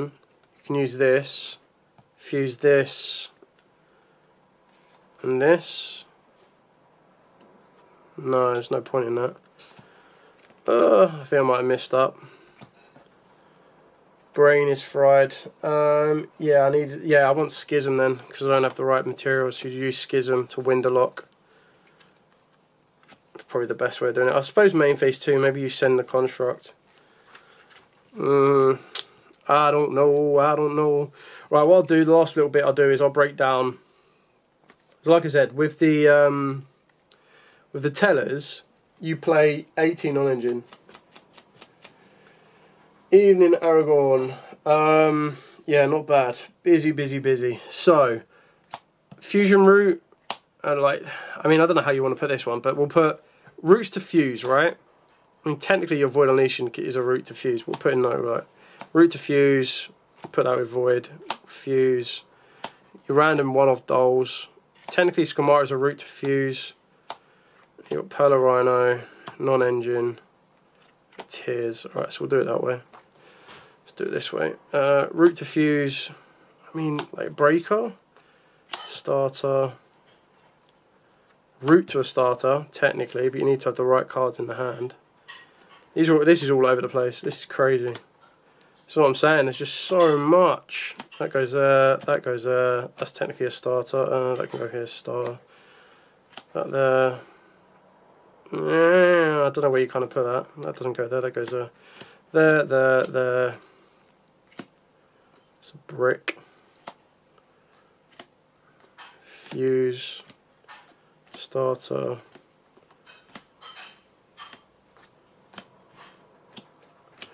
Okay.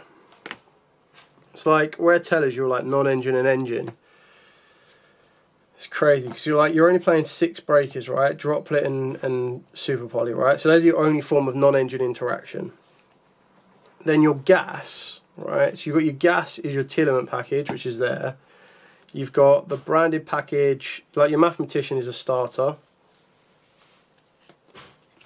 You've got the T-element package, sorry, not T-element package, you've got Foolish Barrel, which is a starter.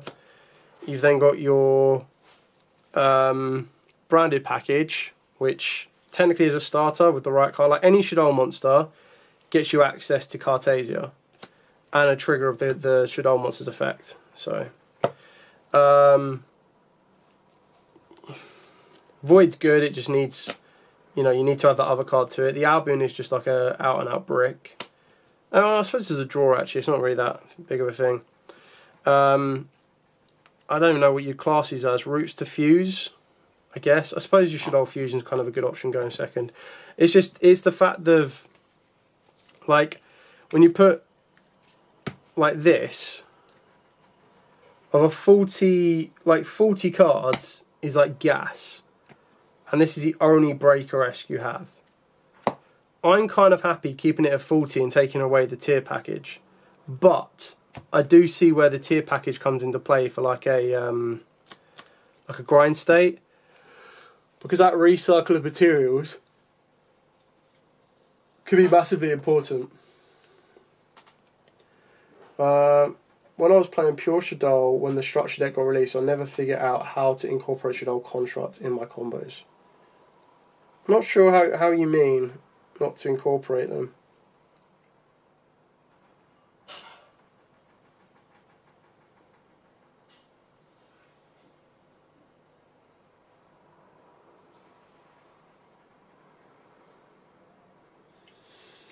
I'm testing Shaddolls with tinned angles. Yeah, 60 card.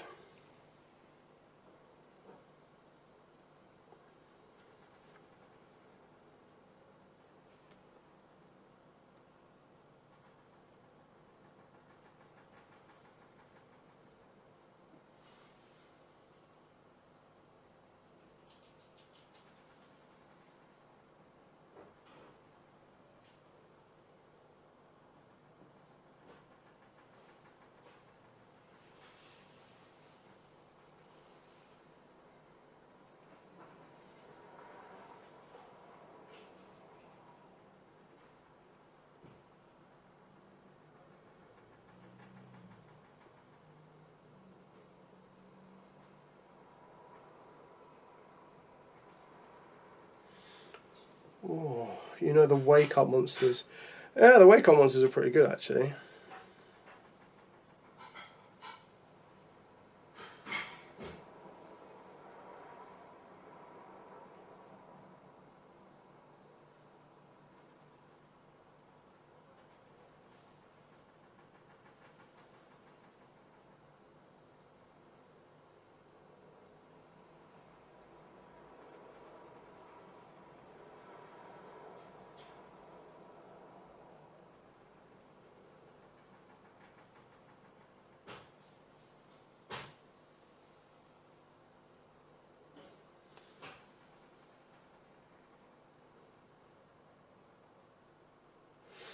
So look, because they got some new ones, didn't they?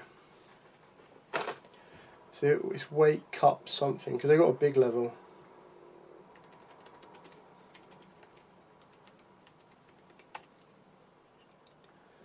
So they've got, so it's, oh, have we got all of, no, we don't have, oh yeah we do. So we've got the Machina, reveal this card and a flip monster in your hand, special on both face down defense.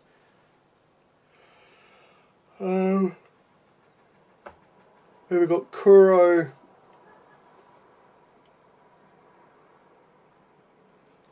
For this card in hand, add a wind flip monster from the deck to the hand, except itself, then discard a card. That's cool.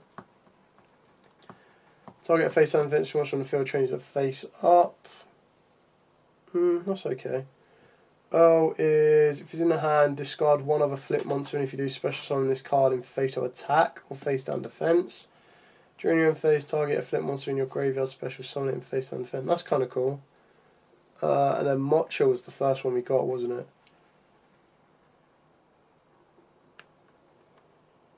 Or actually, Mocha might have been the second one. Target face down on the field, special summon this card from the hand. If you do, change that monster to a tap position. If this card is flip face up, target face on monster on the field, gains 1,000 tap, and then join in. I mean, like, the best one looks like Earl, to be honest, because Earl being a win could be quite good. Yeah, the Search of Wendy. Search and discard could be quite nice as well, actually.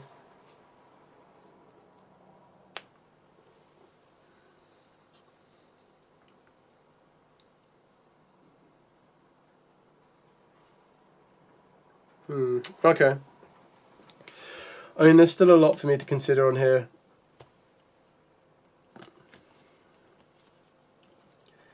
Like, all my fusion monsters getting stronger is great. The target on the field to destroy is also pretty good. But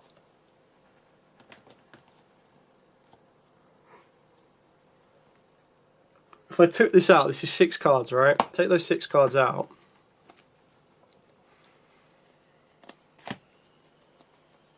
One, 2, 3, 4, 5, 6, 7, 8, 9, 10, 11, 12, 13, 14, 15, 16, 17, 18, 19, 20, 33. So that's 69 already. That's 69. 39 cards already. So it's like there's not... So Shaddoll's Wake Up Engine could work.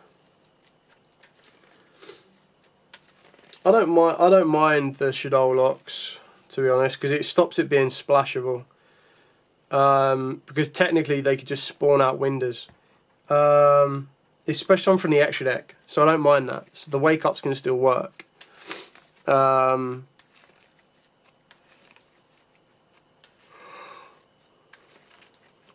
like the idea of searching Wendy. It's not a bad one. I just wish there were better wind monsters for the Shaddoll monsters to use. Could be pretty cool.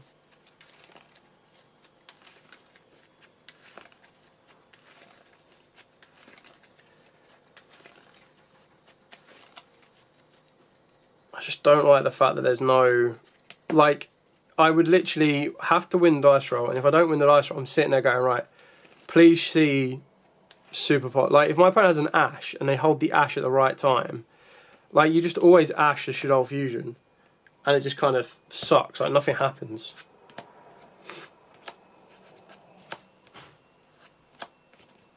It's like...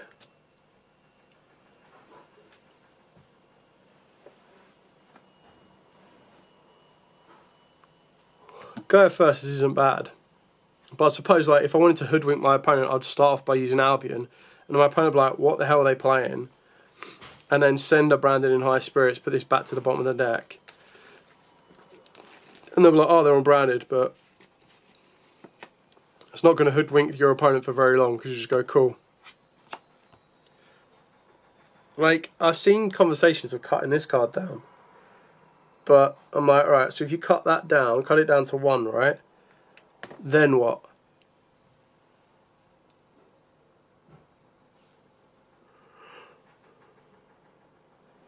Like, you don't have as much free space in the extra deck to play Fallen and the Virtuous as freely as you would like. So, I don't know. I'm just going to have to give it a go. And I think once I get to this point here where I'm on 45 cards, I'm like, do I just bump an extra 5 cards in and just go for a 50 card build? And then once you're on the 50 card build, I suppose the question becomes, what are those 5 cards? Because those 5 cards then need to be cards that are going to enhance your strategy, really. Or I just roll it at 45 cards and see how it goes. Which if I do, I definitely need to build a side deck. There's no doubt about that. I know every deck does, but I main Fua because it can be fusion fodder with another Dolphin. Yeah, that part I don't mind with the Fua. That's kind of like the only benefit of Fua. The only reason I wouldn't play Fua is in a deck that is above 40 cards. Because, I don't know, I definitely wouldn't like this deck to be 48 cards, and I've made it 48 cards because of Fua. The amount of times, like Fua is great, don't get me wrong, I'm not saying anything like it's terrible. But it does suck so bad if you see it in your opening hand. Like, if you, well, sorry, let me get that right. If you see it in your opening hand and you're going first, I'm like, this card sucks. Yes, it is just free discard fodder, which I don't mind, but it's always hit and miss. But then again, I've got 2 Cartesia and 1 fusion deployment, which, again, is not the end of the world. I'm also only playing 1 of the trap cards, and I'm like, well, do I want to be playing both of the trap cards? Is there a reason I'm using the branded engine? Yeah, so the reason for the branded engine is you play... So for me anyway, I play 2 Cartesia, 1 fusion deployment, 3 branded and high spirits, and I'll show you exactly why. So, the idea is that if I've already got access to Cartesia, then the branded and high spirit searches you out Albion, and then Albion is basically a deck thin by 1 and a draw a card. That's basically what that is. Otherwise, you're working your way into Cartesia, and Cartesia is like one of your better normal summons. So, for example, I'll just kind of hopefully be able to show you with a random hand. So I'm just going to draw 4 cards, right, and then I'll replace any of those 4. Not even replace. I'll just add branded in high spirits to that hand, and I'll show you why it works. So 1, 2, 3, 4. Perfect. Okay, cool. So we've got branded high spirits, right? So activate branded high spirits. You've got to reveal a monster in your hand and send a level 8 fusion monster from your extra deck with the same type. So at the moment, I can send a level 8 Spellcaster or Psychic. Okay. So in this scenario, reveal Beast, and then send Grand Grignol, right? So that's your Spellcaster. I then get to add a card that mentions for one of Albaz. So at this moment in time, if I didn't have a way to fuse, I'd go for Cartasia. If I did have a way to fuse, I'd go for Albion. So you'd then go, cool, add this, and then you have to discard the revealed monster, being Beast, which is discard via effect. So then that triggers Beast, so Beast draws a card. So I basically replace it, but that's irrelevant. And now, obviously, what I have is I have my normal summon of Cartasia effect to fuse. But in this scenario, I probably would have been better going the Albion, because then I would have gone Albion's effect, send a second Brandon in High Spirits, which would have deck finned, put Albion back to the bottom of the deck, and then I would have drew a card. So I would have still drawn off a Beast, then I draw another card, and I've basically refreshed my hand. But the only reason I would do that is because I've already got Mathematician, which is a starter, and I've got Lev, which can kind of act as a fusion play. The fact it's a quick effect as well, it lets you do it during the draw phase, it lets you play around draw. Yeah, so that's kind of why you would play that. I suppose the Tearlament one doesn't respect draw as much as the branded package, and the only reason you play Fusion Deployment is so that you don't need to rely. So like the normal summons of the deck, when we go into the side deck, would be Lava Golem. But right now in the main deck, it's Mathematician because it's an Earth monster rather than Armageddon Knight. Because the Armageddon Knight, the only difference between that one is the Armageddon Knight is a level 4. But that's the only difference, and you don't really care about levels in the deck. So, could I see all the cards in order?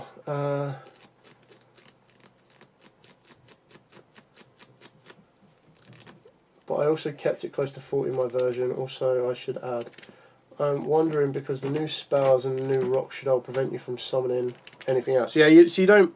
So it only prevents you from summoning from the extra deck. Whereas technically, like Grand Grignol can be summoned during your opponent's turn, but just by the other thing that would be quite nice is by putting Grand Grignol to the graveyard, you set up the Grand Grignol effect.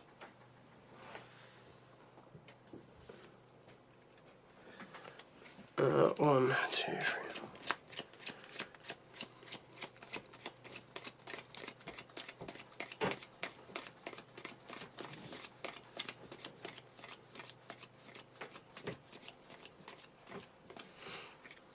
It's the exact 45, which is right. Yeah. So I'll lay it out before I go anyway. So you got your Shaddoll monsters, right? I think we're all pretty clued up on how you want to play your Shaddoll monsters. The Genius could be questionable. Ariel I quite like. Wendy I quite like as well. Dragon, again, you could choose to side Dragon if you wanted to, but I don't have an issue maining it. Hedgehog I actually really quite like as well. Yeah, so that's it for your Shaddoll monsters. There should be a third Squamata somewhere. There you go. So like your Shaddoll monsters are 2, 4, 6, 8, 11. So you've got 11 Shaddoll monsters, right? You've got your Searcher, you've got your Spell Hate, you've got your Summoner, you've got your Banish Hate or your Graveyard Hate, you've got your Negator, and then you've got your Drawer. And you've got your Fusion Play, and you've got your Foolish Burial. So, I mean, they all kind of make sense, right? Then you've got 3 Levs, 3 Shaddoll Fusion. Like I said, people are questioning the Shaddoll Fusion, how many you play, which is fine, I don't mind that. And then you've got the 1 L and you've got the 1 Schism, which again I think is pretty standard. I don't think there's a lot in that really changes, right? Like I don't feel you need to play more of either of these just because how easy it is to recycle them. For your actual normal summon starters, I play 3 Math, and like I said, the reason you play Math, not Armageddon Knight, is that Math is an Earth, so it comes up more than the Armageddon Knight being a Dark. Then you've got your 2 Cartasias. So again, if you normal summon Cartasia with it's your light monster as well. With a Shaddoll in the hand, you create Construct. We've got the 1 Fusion Deployment in here to make sure that if we do see Math plus Fusion Deployment, we can special the Cartasia. But honestly, I feel that again, you could probably cut the Fusion Deployment and it's not the end of the world. So, I mean, I'll put these... yeah, no, that's fine. You've got Draw Power, which is basically your equivalent of Beast with the free branding in High Spirits, which I've already kind of shown you how this works. The idea is that you reveal any of your Shaddoll monsters up here. Well, not any of them, sorry. Any of your spellcaster monsters up here. Send Grand Grignol, trigger their effect, and then grab your starter in the form of the Cartasia. You've got your Breakers in Super Poly and Droplet. Droplet, people are swapping out for crowns. By all means, you know, you can do that. It's not an issue. You've got Void Unleashing, which is basically just your search card. You've got Foolish Barrel, which is technically another search starter. And then you've got the tier package, which I'm still impartial about. I don't know how much I like the tier package. Again, I reckon it's one of the ones that if it resolves, happy days. If it doesn't resolve, you hate it. Like, you're not playing these for the mills. It's more so if you use them as fusion material. I know the other option that people play is 5 mana, Dracatail 5 mana, but I don't like that card because it's like you have to see that card plus 2 Shaddoll monsters in your hand just to perform a fusion summon. Whereas, like, I don't feel that it's needed. I feel like it requires so much. Oh, also, doesn't the new continuous send any fusion from the extra deck? You can send Albion and in the end phase. Yes, that is something you can do as well, which is why I was originally playing Fallen the Virtuous. So I'll show you the extra deck as well, which is where it gets, like, this is why I'm not playing Fallen the Virtuous in this version, which I kind of want to, which is why if I took out the tier elements, I could do that. But the extra deck, again, is just so tight. Like, there's just so much you want to play. So, I'll start off with the targets you send off of Lev. So you've got your Grand Grignol, you've got Natis, of course you can send Construct if you want to, but you've got Infernoid Evil, and then I like to play 2 App Cologne. I know some people don't play 2 App Cologne, but I like the idea that I can fuse it during my opponent's turn as a negate, but then I can also send it. Now, you can afford to play it at 1 in the Telement 1, because the Telements would recycle it. But, like, these are the types. So you send the Grand Grignol. Sorry, wait. No, you don't send the Grand Grignol. The Grand Grignol is here for fusion deployment. So send this for going second to destroy. Send this to search out your Dole monsters. And send this to search out your void spell. So that's those 3 there, right? Then you've got your fusion deployment target there. And then for the Shaddolls that I'd actually summon, I've got 1 App Cone, 1 to send, 1 to summon. I've got 1 Shek. I quite like Shek. I don't think there's a big issue with it. I've got the 1 Wendy Kuru. 1's enough. I still play the 1. I don't like this. I could probably afford to cut this, to be honest. So this could become... But then if this becomes Albion, I then need another one that is either Cartasia. But I also like the idea that Grand Grignol could have a target to set, like, to summon. Especially in that Branded and High Spirits example where I reveal this. And, send this. It's like, it'd be really nice that that becomes a disruption. Because at this moment in time, it's not a disruption. It's not doing anything. But to have this be a disruption is quite good. I just don't know what I would summon. Like, a Quinteris could be pretty good. Maybe a Preskydian could be pretty good as well. But yeah. Then I've got 2 Winders. Some builds can play 3 as well. Again, it's just space. Like, so much space consumption here. And then I've got 3 Construct, because you will burn through them so fast. And 2 Mesh. I'm happy with 2 Mesh. I think that is absolutely fine. Construct to 3 is absolutely fine. I've seen builds that play 3 Winder. I just feel that it's the one that I could rely the least on. There's no way you cut this. There's no way you cut this. Well, maybe you could cut this. But, like, I like the 2 App Cologne. I like the 2 Winder. I like the ratios. So I only have 1 space left that I can play around with. And it's like, what does that space become?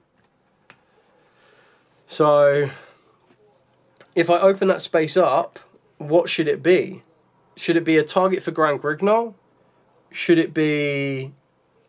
well, it can't really be a generic card. It would have to be a target for Grand Grignol. Or it becomes a 3rd Winder. It's like, what do you use it as? Shaddoll Eldritch. Yeah, you could play the Golden Lord. I don't know how much you'd push for, though. Like, the Golden Lord wouldn't be the worst thing, because you send Lev and then bring it back. But I think you also burn through quite a bit of resource if you do that, because, like, sending that spell from the hand is kind of situation you don't really want to do, and you don't need a 3500 beater on the field. Yes, it makes it awkward because of the certain lines of protection it has on itself, but I don't think it's really needed. I suppose the only thing I question is what that could be.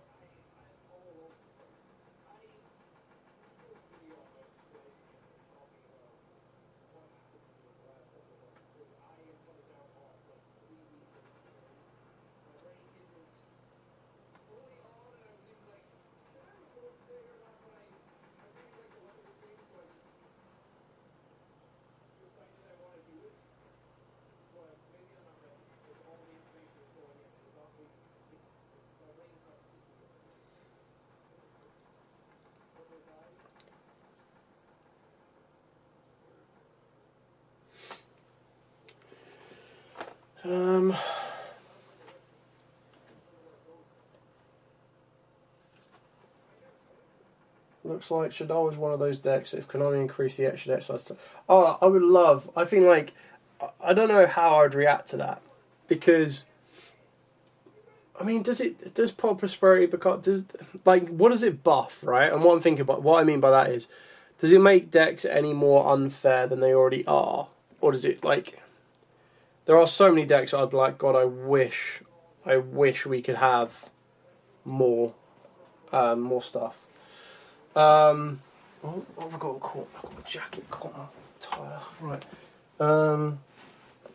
Could you make it a Albion and have a way to search another high spirits? Can I make what an Albion? Oh, the missing space. So if I make that an Albion, the issue is I've got no way of sending it because Albion's a dragon, right? So like there's no monsters in the main deck that can send the Albion. It stops you from setting Albion on their turn also. I mean, how do you set the Albion? You can't set the Albion, right? Because it special summons itself, and if you special summon it from the hand,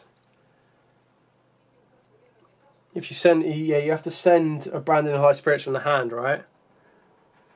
To do it. I'm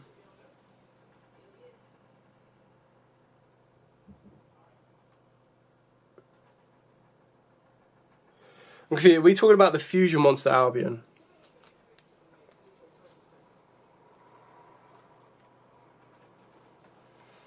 I misunderstood this card.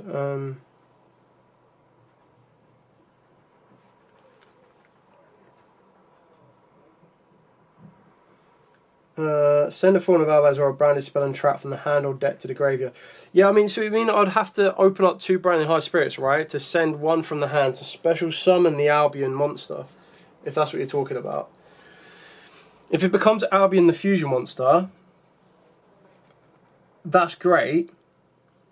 I get to play Fawn the Virtuous, but then to make this useful, I need to play more targets. I need at least 2 targets in the extra deck. I need 2 space in the extra deck for Fawn the Virtuous to be viable. And then I suppose the only way you do it, right, is you'd have to go Albion here. I'd have to go Ecclesia here. And then if I really want to target off the Grand Grignol, what I'd have to lose, I don't want to lose Shekhanaga, I don't want to lose anything else. You definitely don't play one of these. You can't afford to play only 2 Construct.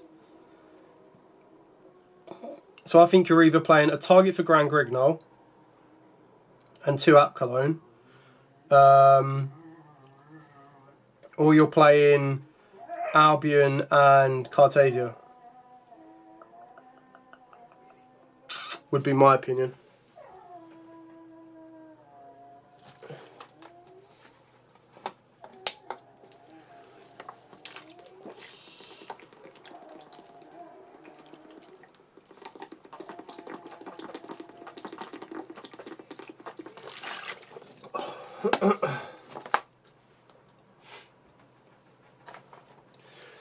I mean, the Fallen Virtuous does make sense, and it does work.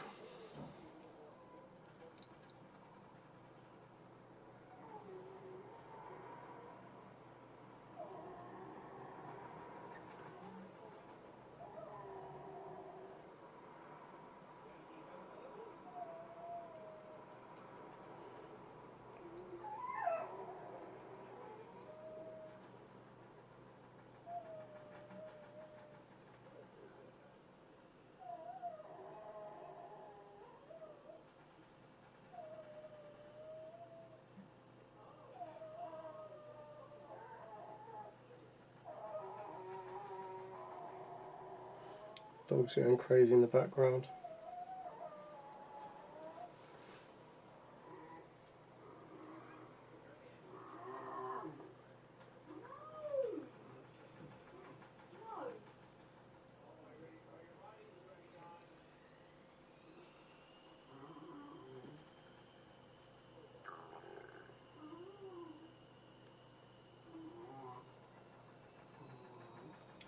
I mean, I just joined, but do you really need Natis?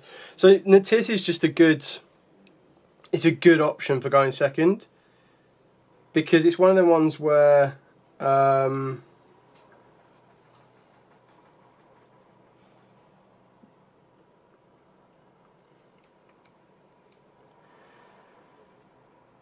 like, just imagine you go second, right, and you've already got your Shaddoll monster, so you don't want to send App Clone. You've already got your Infernal Evil, so you don't your Void spell, so you don't want to send Infernal Evil.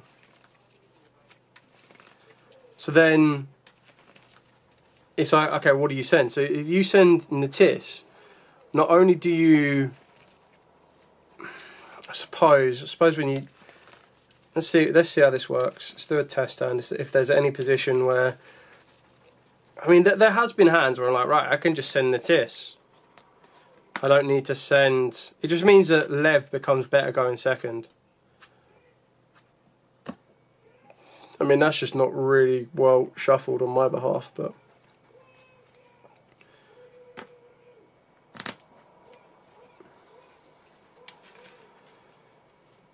Yeah, I mean, removing floodgates as well is quite useful. Very useful. Let me try and find the dark sleeves. I don't think I've got any more that are like right in front of me. Let me see if there's any in one of these. Does Lev only let you send fusions? I believe it does, yeah.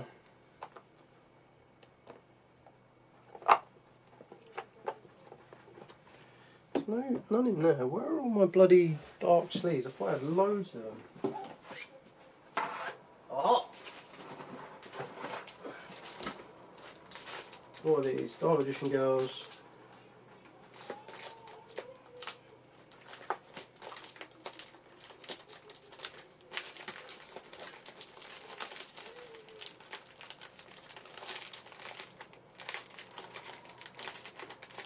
Tunes, dinos, pots, pendulums, dinos.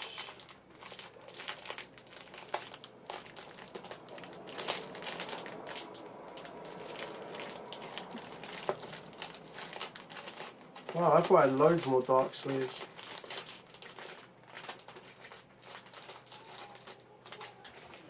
Clearly I don't. I met you at Nats, and the guy you spoke to about trap tricks and accusation. Colin and the biggest group. Oh yeah, you're the one that inspired me to do the trap tricks with accusation profile. I was like, that's a great idea.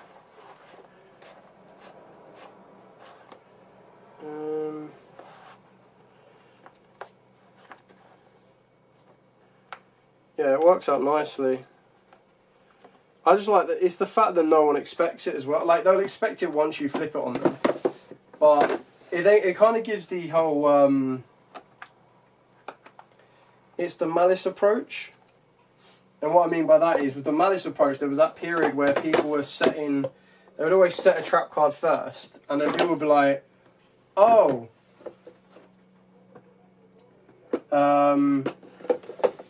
you'd set the trap card first, and then people would be like, oh, that could be one that dodges a target effect, so maybe I don't activate my targeted effect here. But it still kind of puts them in a predicament. I don't know where all my bloody dark, like, border sleeves have gone. It's just really annoying.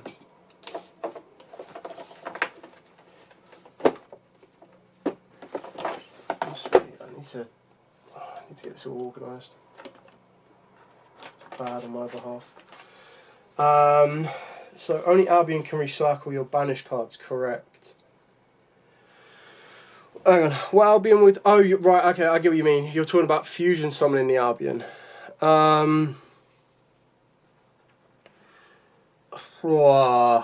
mean... I don't know how you'd go about it. How would you go about... It's not only Albion that can recycle the banished cards. You can recycle your banished Shaddoll monsters with Aerial. So there's that.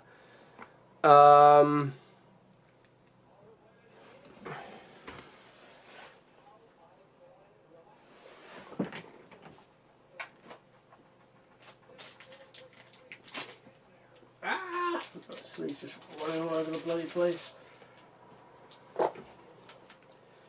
Fire. I don't know how I've got so many fire sleeves, but not the dark sleeves. I don't know where the bloody dark sleeves have gone. Oh, unless they're in here. Maybe they're in here.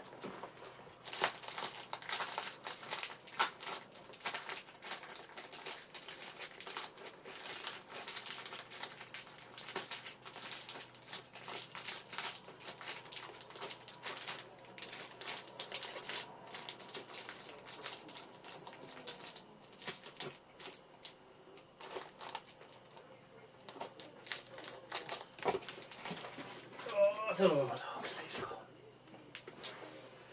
There's got to be a deck box somewhere that's got all my dark sleeves in it. Track trees is still so good. I played, so I found out on Master Duel the other day that if you play Master Duel with, if you play Master Duel through Discord, basically you connect it to your PlayStation, your Xbox, or your PC. And if you play it for 15 minutes, you get a... what set is this? Dharma. You get a thing.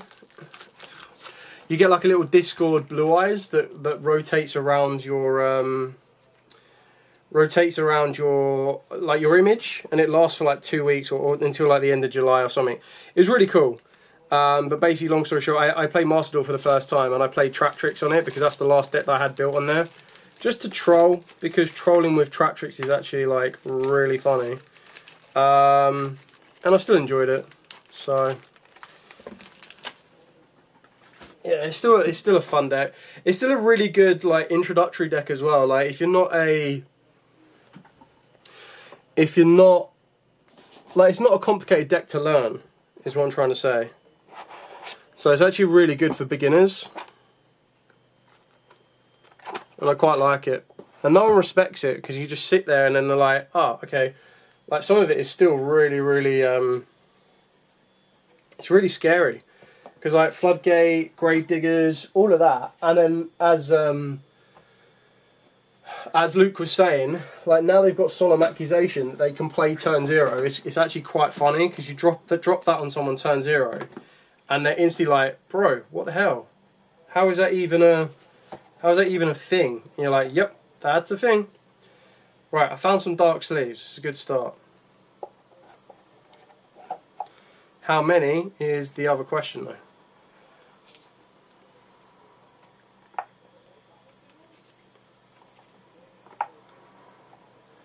Let me try and catch back up. She's always loved your content regardless, but to see that it was heartwarming enough. And yeah, we really suffer from an imperm or normal summon or purge when going first. Accusation needed. Yeah, I mean, I like the... I mean, an imperm's not the end of the world, or a purge, just because like if you do get interacted with, at least you can tag out and go into Sarah. But yes, you then still need to be able to resolve the Sarah, because if you can't resolve this, like get the effect off on the Sarah, like the deck does live and die by Sarah, which is, and I was saying this the other day, like it's so funny to see that Sarah is one of the last remaining Link 1 monsters from the Link Vrains kind of set that we got back in the day, because like that set was crazy. Like as a set that introduced Link monsters, that set was unreal. Anyway, oh, that's already got one. Yeah, I mean, Track Tricks, I think like they kind of just, I don't know, they're not as stubborn as they once were, but they're still really good. I still really like them. I am 5 dark sleeves short. That's annoying. Thought I was going to find enough for these.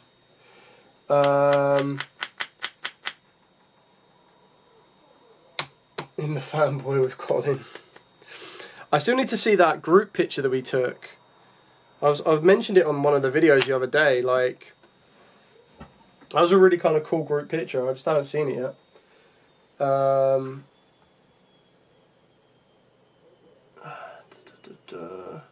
would say Titanic had to get your Dogmatica Ecclesia and Maximus to set up Schism, but the deck can already do that now. Yeah, so you don't need to play those anymore, which I think is quite a nice thing to have. I guess I'm going to have to look through the rest of these deck boxes to see if there's any more. What else we got? You can also be super slimy in e.g. the field spell, extra normal summon, yeah. Extra Knight, play Track Tricks Fiendsmith. Ugh. Yeah, I mean, I suppose we're kind of out of that part that we were with Fiendsmith, like where people were just chucking it in absolutely everything. So I suppose that's a good sign. Oh, what we got here? These darks? No, that's Sky Striker. Colin's got it. Let's try and chase Colin down on that one. What have we got here? That one there. See with Shaddolls is the lack of raw power, how you overcome Ligonizer. You know what? I was actually considering that the other day.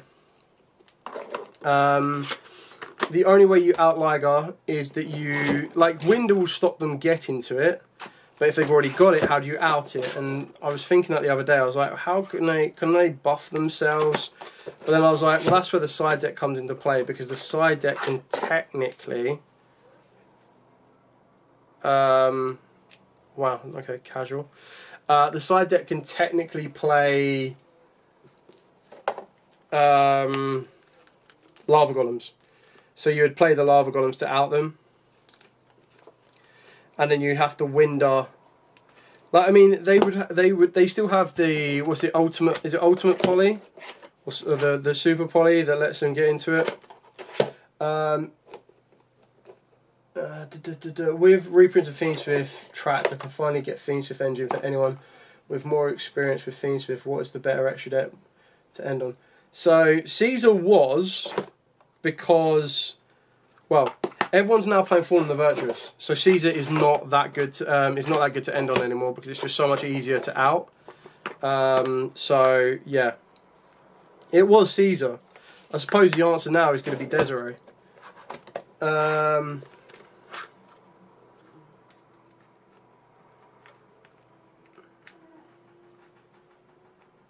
is these last of these sleeves, bro? Isn't Mathematician better normal summon than Armageddon Knight? I think is a better normal summon than Armageddon Knight, personally. Some people do play Armageddon Knight still, but I think that Mathematician is the better normal summon of the two, yes. Because like there's no difference in their effects. The only difference between the two of them is that the type of monsters that they are, so one being a spellcaster and one being a warrior, in this particular scenario, the other benefit of Mathematician being a spellcaster actually works better with the Branding High Spirits. So it has double the amount of involvement, which is a benefit or a plus. Why can't I find the dark sleeves? I had a whole pack of like 50 of the bloody things, and now I can't find them. I don't know where they've gone, which is really annoying. They're on a deck somewhere. I know they are. So, Caesar is mostly good if you need nib protection. I mean, Caesar's still. Don't get me wrong. Caesar, if your opponent doesn't have Fallen the Virtuous, Caesar is the better option. 100% of the day. Like Caesar just disrupts so much, so much. It makes it so awkward for your opponent to do absolutely anything. But if they're Fallen the Virtuous, then that's going to put in a lot of work for them. Yeah, so Mathematician being Earth as well is the other point. So it's Mathematician being Earth. Levels don't mean anything really. So it's just the fact that it's Earth and that it's a spellcaster. It's two things that are better. It does the exact same thing that Armageddon Knight does, but those two factors make it better than Mathematician. So. Aha! I found them! I knew there was a deck that had them. 1, 2, 3, 4, 5. There we go. Ah, it was my DDDs that had them. Speaking of High Wave King Caesar and everything. I still feel that I should have more than this, but... Oh, DDDs is another deck I haven't played for a while as well. It's lucky that I enjoy the game, otherwise I'd have way too many card decks that I don't play, but I enjoy them when I get a chance to play them.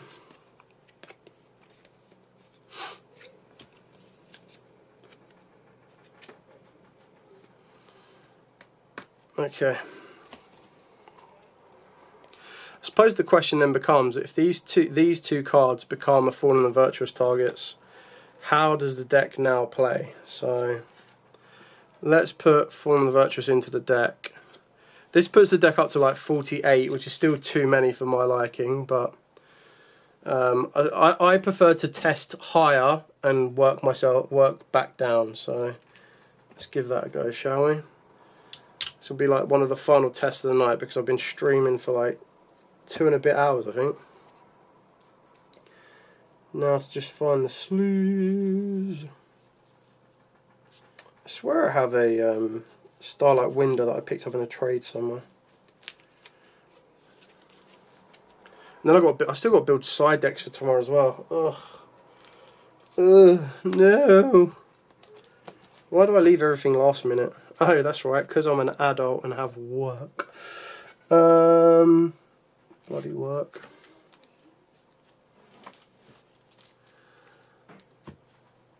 Otherwise I hoodwink everything and just go and play Red Dragon Archfiend.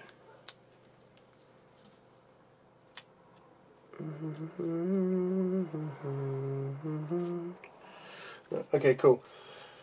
Have I considered using Panther Treasure? What am I using Panther Treasure for? What is Panther Treasure?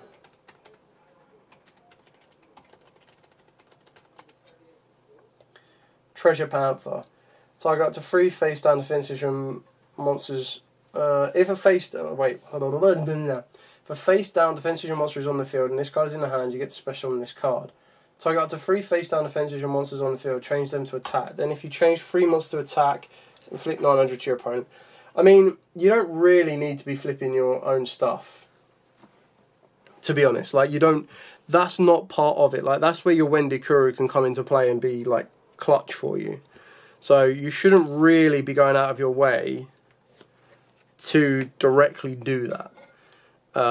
Which is what Panther does. As cool as the wake up cards are as well, it's kind of what the wake ups do.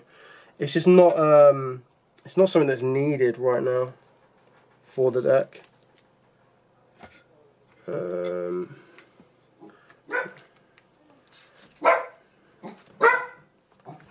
Apologies, dogs in the background. Right, one more sleeve and then we'll do a final test stand of the night using Fallen the Virtuous. But again, this is putting the deck up to like a 50 card deck, so I'm like 1 card away from just saying screw it and chucking another card in. So like I'll just get to 50 cards and be like, that's it, I'm staying at 50 cards. Which is, to be fair, it was something that I was working towards. But the only benefit, when you go above 50, you have to be putting cards in that are going to facilitate what you're trying to achieve. If you're putting cards, like, I absolutely hate the approach when someone says, when someone goes, oh, what size is your deck? And you go, oh, the deck is a 45 card deck. And it's like, right, why is it a 45 card deck? So, oh, I was burying the bricks. No, it doesn't work that way. What are those 5 cards you've added? Oh, I added in 3 Mulchomifulos. So you added in inconsistency pieces. Why? How has that aided your deck from being any better? Like, if you see the brick in a 45 card deck and you see a brick in the 40 card deck, you're probably going to be doing worse in a 45 card deck because you've got less chance of seeing the out. Whereas if you bump the deck up, but you're bumping it up with consistency pieces, then it's fine. You're just giving yourself more ways to achieve the same goal. So,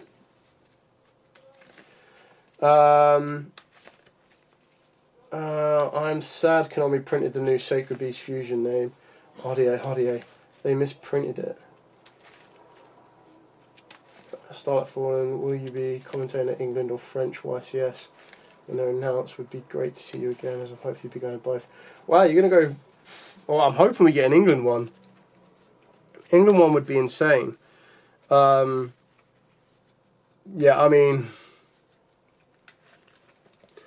I would love to commentate at them. I enjoy commentating, but I don't know until I know kind of vibe. So I'm never going to say no to the opportunity when that happens. I just hope it doesn't clash with just other things in life. So yeah. Right, let's cut up.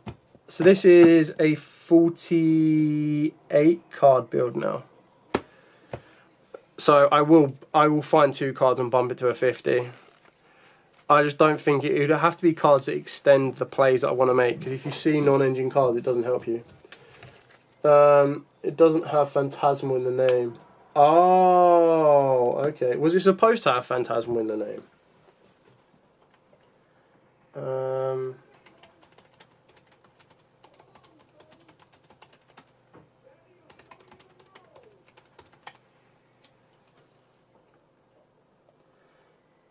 Oh, it's supposed to be called the Chaotic Phantasmal Sacred Beast, right?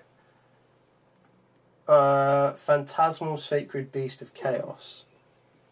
And what's it called now?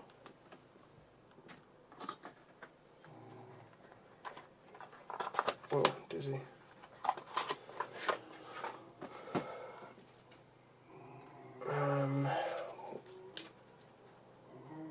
I mean, if they've misprinted it or mistranslated it, then yes, it definitely needs to be corrected, because that's a big deal. Like, the whole idea is that the Phantasmal card lets you fuse it. Oh my god, it's called the Chaotic Sacred Beasts. Oh.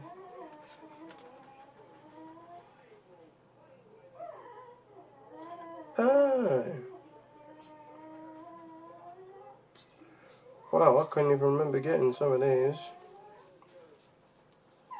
My dog is going crazy.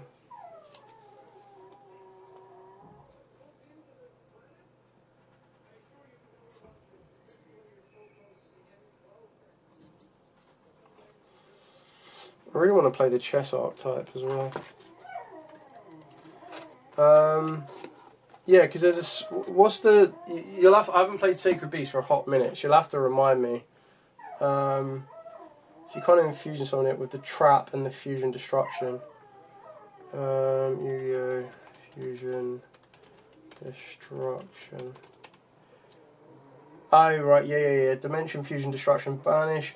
From your hand, field, and graveyard, the fusion materials are listed on a Phantasm fusion monster. Yeah, that's... So... A special running edge there by sending the above card you control to the graveyard. Special summon it once per turn this way.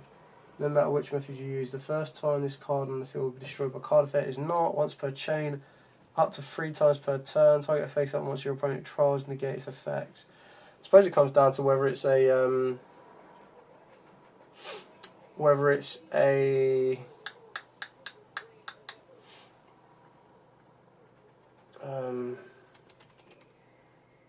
it's actually a mistranslation or not. I am just currently, bear me 2 seconds, I'm just going to try and have a look at some of the pre-orders for I want that one. Is there any? No, okay. 1, 2, 3. And then I'm basically having a look to see how much it's going to cost me to get the Angelici core, or the Angelici deck, like basically the new chess deck. I'm curious, so I need 2 more of those, 2 of those, 2 of those.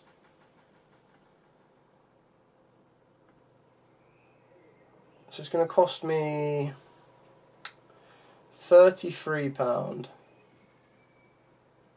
or £40. Pay an extra £7 and I get an extra £10, so I don't actually save a lot. Anyway, sorry, I've digressed. They will have either to state it on their site or reprint it anyway. Yeah, but it comes down to whether it's a bad... if it's a bad translation, then obviously it needs to be fixed. Sorry, if it's a bad translation, then it was never meant to be a phantasmal beast. But if it's like a misprint, then yeah, they'll need to fix it. But that's not good though. Like, I'm pretty sure that's the 3rd card they've had to fix. So, because they've had to fix... so Primal Ether Beryl was one. Exorcist of Betrayal is another. So, anyway, right. Final test stand, because I've been streaming now for, and I'm sweating, 2.5 hours, okay? So enough is enough. 1, 2, 3, 4, 5. Okay, this is a total gas hand. Going second would actually be pretty cracked as well. Even more cracked. Okay, so going first, how do we try and resolve this? So...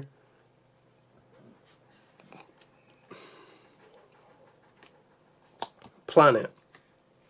Planet's effect to add. What do I get here? I don't have a normal summon, so I guess it has to be Merly, right?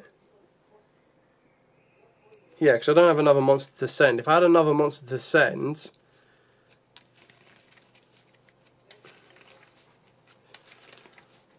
Okay, so let's do it that way. So I've got Merly, so I've got my normal summon if I need it. Activate Lev. Lev on activation, send. Right, that one's irrelevant, so we send App Clone. App Clone, add and discard. So we'll add Schemata, discard Schemata, Schemata's effect. Gets you Grista, Grista does all 3 of those. Banish.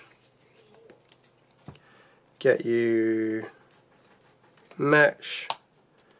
Mesh, pay 800. Add Void Unleashing. Oh, I suppose the last 2 cards could be Decatron and Deviati. technically, which would be pretty funny. Because then I'm adding in the gate. Remember the add a desperate? Yeah, they've done it as well on that one. As we avoid unleashing, reveal Shaddoll fusion. Grab a monster and a trap. So we'll grab Wendy, I guess. No, grab Hedgehog and trap. Discard a card. Discard Hedgehog. Hedgehog effect grabs Wendy.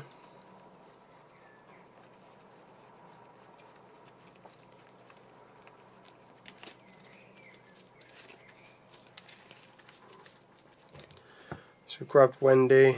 Void Unleashing is in the graveyard.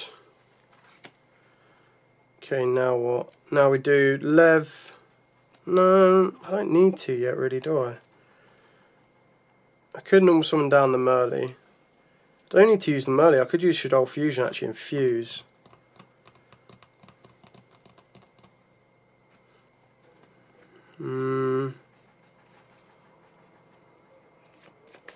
No, let's go Lev to get into Construct. Mech can summon back. Construct can send. Construct will send Beast, maybe?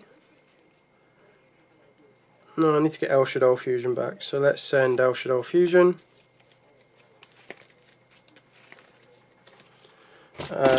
Keep knocking my phone over. Activate Shaddoll Fusion. Fuse Wendy and Construct. Go into Wendy Kuru. Construct and Wendy. Construct grabs back Shaddoll Fusion. Oh, El Shaddoll Fusion. Wendy will summon Ariel face down.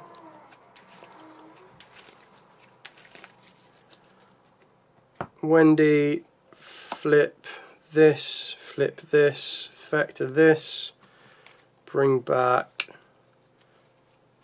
Schemata. Could have brought back Grista actually. Do I want to go any further? Do I need to go any further? I honestly don't think I do. I guess I'll go normal summon Merly. I suppose this is the other issue with the Tillars, right? Is that I've deck thinned quite a bit. But definitely in a 50 card build, I need to hit Godly on this one. Top 3. 1, 2, 3. Yeah, I mean, I was never going to hit Godly off of the back of that.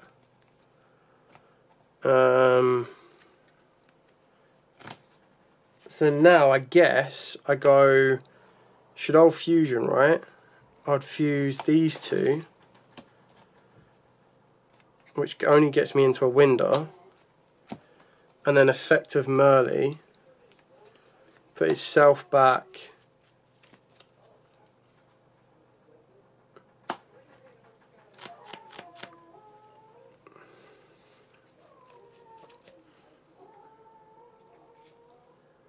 Put itself back, Construct and Mech. So I'd put these two back, put this back, gets me into a Mech.